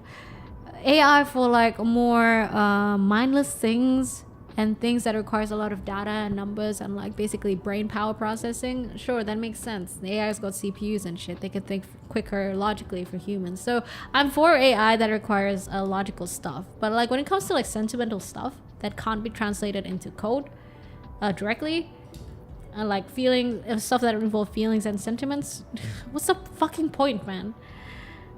AI won't take your job. Another person who is really good at AI will take your job. Really depends on the field. I still really don't think that AI will take replace artists. It might seem like it at a surface level right now, but I think it's not possible. I don't think so. AI doesn't have eyes. They can't see what we see in 3D. And even if we do replicate that, that's superficial. So the thing is, like with superficial stuff, it's like it's relative. There's human bias to it, aka it really depends on the person making it. So I do think that, for example, you take people. Some people in their heads they can imagine things clearly. Some people can see smells and stuff like that. You know, these are things that AI can't replicate. You know, the variety and stuff in humans. And the organic stuff that comes from humans. I don't think we'll ever be able to translate that into something superficial, because it'll always be subject to human bias. Am I making sense? I'm sorry. I'm just like fucking yapping right now. I'm so sorry. I'm losing you guys in all of this rant, ain't I? You called me in a topic that I'm very interested in, and this is what I sound like. There's an interesting, if you guys want to look up tech and stuff like that, one of my favorite books is Innovators. So it basically kind of just summarizes how the history of how computers came to be up till AI. So it's very interesting, and you get to see like the progression of technology thus far, from like back when computers were like zeros and ones to like Elon Musk and his rocket ships and shit. It's one of my favorite books, honestly. I think I gave my copy out to a friend, and I don't know what the fuck he did with it. I do want to reread it. Because I think you really come to appreciate the progression of technology. And progression of technology and how cool humans are with making that sort of shit. Can you suggest more self-help books and YouTubers you watch for self-help? I don't watch YouTube. I don't watch YouTubers for self-help, no. I listen to Ali Abdal's podcast a lot. And there's also this other podcast called How to Take Over the World, which basically goes off of historical figures and see what they did well and take personal growth lessons from them, like Napoleon Bonaparte. They look into how he handled his wars and stuff like that, how he lived his life, and like lessons we can take out of it. That's How to Take Over the World. I actually don't watch much on YouTube. I read books more, I think. Like I said, the one I'm reading right now is Art of Thinking Clearly. I haven't finished it, and it's been like forever. 4-hour work week, it's good, but it's like don't take it at face value. A lot has changed, but it's a good perspective. Atomic Habits, I haven't read that either. I've been meaning to. Yeah, I mentioned Ali a lot, I know, but I really don't watch his videos, unfortunately. Most of the times what I do is that on YouTube I watch a lot of like video essays of random stuff. Like yesterday I was watching this guy's 1-hour video of like making an office under his fucking staircase that was like tiny as hell. And it's like, honestly, these sort of things, like these random content that I find that gives me new perspectives and sometimes give me new ways to think about things. Indie game studios already are replacing 3D and 2D artists with AI LLMs. There was a small scandal about it 2 weeks ago. I've heard about that. But I do think that the fact that they still need people working hard on those AI to be able to put out like subpar products or subpar outputs, I don't think that's sustainable, honestly. I don't get why they don't just hire people. Cyberpunk Skunk, thank you for the follow and welcome to the Deep Blue. Honestly, I reckon that AI is a push by the investors, not the people who are actually working on the creative shit. Because it makes sense, like, on the bottom line. Does not make sense operationally if you're actually working at it day to day. It's fucking frustrating, I reckon. Have you considered reading on stream, like reading to us? I have, actually. But I thought that it technically breaches copyright. Because it's someone else's copyright, right? A book. And I don't think I should be reading it on stream. I don't think that's allowed. I think I've done my research on it.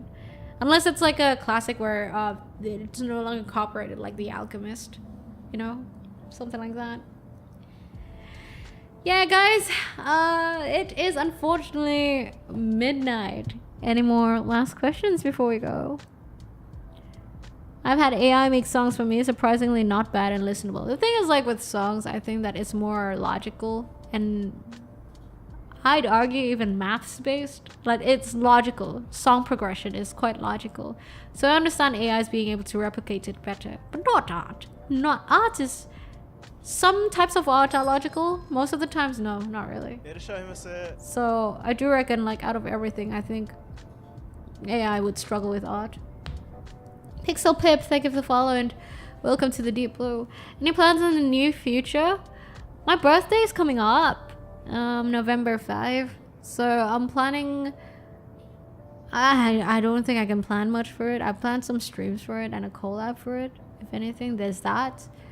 And I want to work on a new song for Q1. I want to get I do want to finally get to work on like my model upgrade. I want to get like, you know how Raura has like very pretty side views, like to the face, like when she looks to the side like that, and like up and down. I want to get those upgrades if possible, and like my new outfit. So those are plans that I think I'm working on. And I think I've procrastinated on it a lot, but I think I finally actually just really got to work on it. Wait, did I miss a chat? It's going to sound weird, but you look sexy. Thank you. Thank you. Jin, I say see you next stream. I expected shouting. I was disappointed. No, there's no shouting. My talking streams are very chill, actually. You'd be surprised. I think my streams are generally on the more chiller side, except when I'm playing games. When I'm playing a game like horror games and stuff like that, then you'll hear me shouting, or when I'm in a collab. But like, if you catch me talking a lot like this, I'm generally, I think I'm even like less. I'm very much less chaotic than a lot of VTubers, I believe. I just yap a lot. But I'm generally less chaotic. It's the age, babe. It's the age. You know, being an Onesan and all, I'm sorry. Birthday is tomorrow. Wait, your birthday? Happy birthday in advance, Death Disciples. Wait, guys. Hold on. Before I go, let me just double check. I think my merch is out. I think my new merch is out. Can I show it to you guys? Can I link it to you guys? And can you guys tell me what you think? Hold on. Is it out? Wait, I'm checking. Oh, my merch link is !shop, by the way. Oh yeah, shit, it's out. Hold on. It's still hidden though. It's still hidden. Okay, guys, you guys are gonna be the first to see this. If you guys go to my shop and you press the all merchandise, you will see the new drops that I put. And also in the members exclusive and freebies, you'll see the voice packs that I put out. I'm supposed to like promote it tomorrow. But But it's out already, so you guys can check it out. It's at all merchandise, freebies, and members exclusive. I haven't even hosted it on the main homepage yet. I'll do that now, actually. Look at it. Do you guys like it? What do you guys think of it?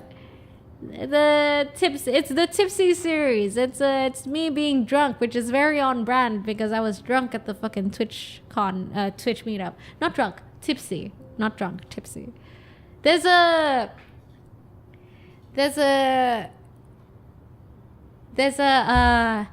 shirt, there's a t-shirt, there's a sticker set, and there's a hoodie. A very nice hoodie, by the way. That's a premium hoodie. I made sure to like price it the same as Uniqlo. Aeon Clockwork, thank you for the follow and welcome to the Deep Blue. And there's a can cooler for your beer and all. So like if you guys want to drink and get like accompanied by me, you can. Yeah. So those are the new merch. And there's voice lines, so feel free to check that out. I need to set it up on the... Did someone just buy it already? Ah, the new voice pack, the free one. Thank you. Alright, guys. I'm gonna call it. Let me find someone to... Wait. Let me do my shout outs and stuff like that first, yeah? If you guys like the stream, I'd appreciate it if you drop a follow if you're on Twitch or a subscribe if you're on YouTube. If this is your first time here, also let me introduce myself. I'm Noira, the sea fox that sells escapism and daydreams. I talk a lot about life, and I hope I did not disappoint if this is your first time here. If you guys want to get notified for my content, my YouTube uploads or my streams, I upload a lot on YouTube as well. You do join my Discord. That's where you can get notified for when I stream and when I upload and when I put up stuff, basically, and everything really. And I also have a subreddit if you guys want to check that out, but generally Discord is where it's at. And I promise you the Discord is not spammy, so please join the Discord if you guys want to stay up to date with my stuff. What else am I supposed to fucking say? Why can't I remember?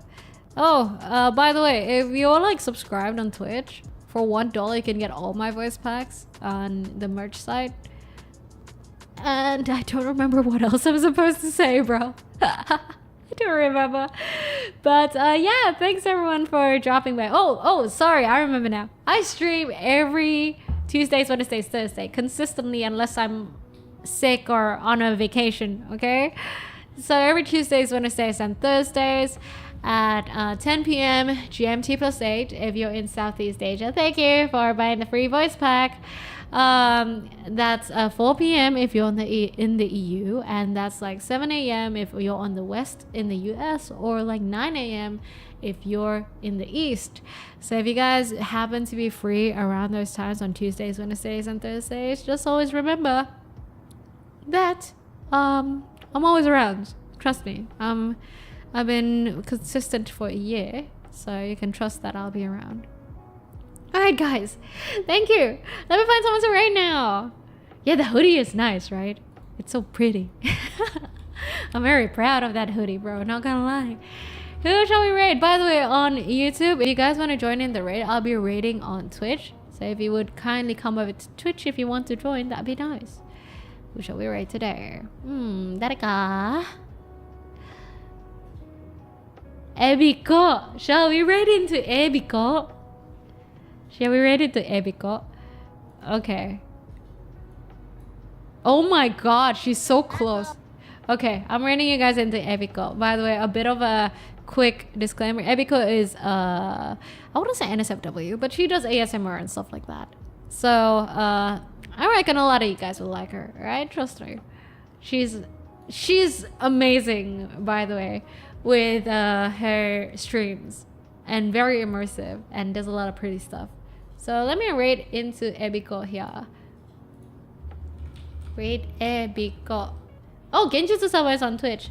Once again, guys, thank you. Oh, what the fuck? I did a stupid thing. That was accidental. I'm so dumb. There we go. I did that on the wrong chat. Thank you so much, everyone, for joining in the stream. And I really hope that you guys had a good time and I did not disappoint. And I'll see you guys again tomorrow for some content warning. Yeah? Some horror game. A collab. Alright. See ya. Catch you later. And enjoy the merch. Bye. Have a good one. Ciao. Wait, where's my end button? Huh, I forgot to end stream. Bye.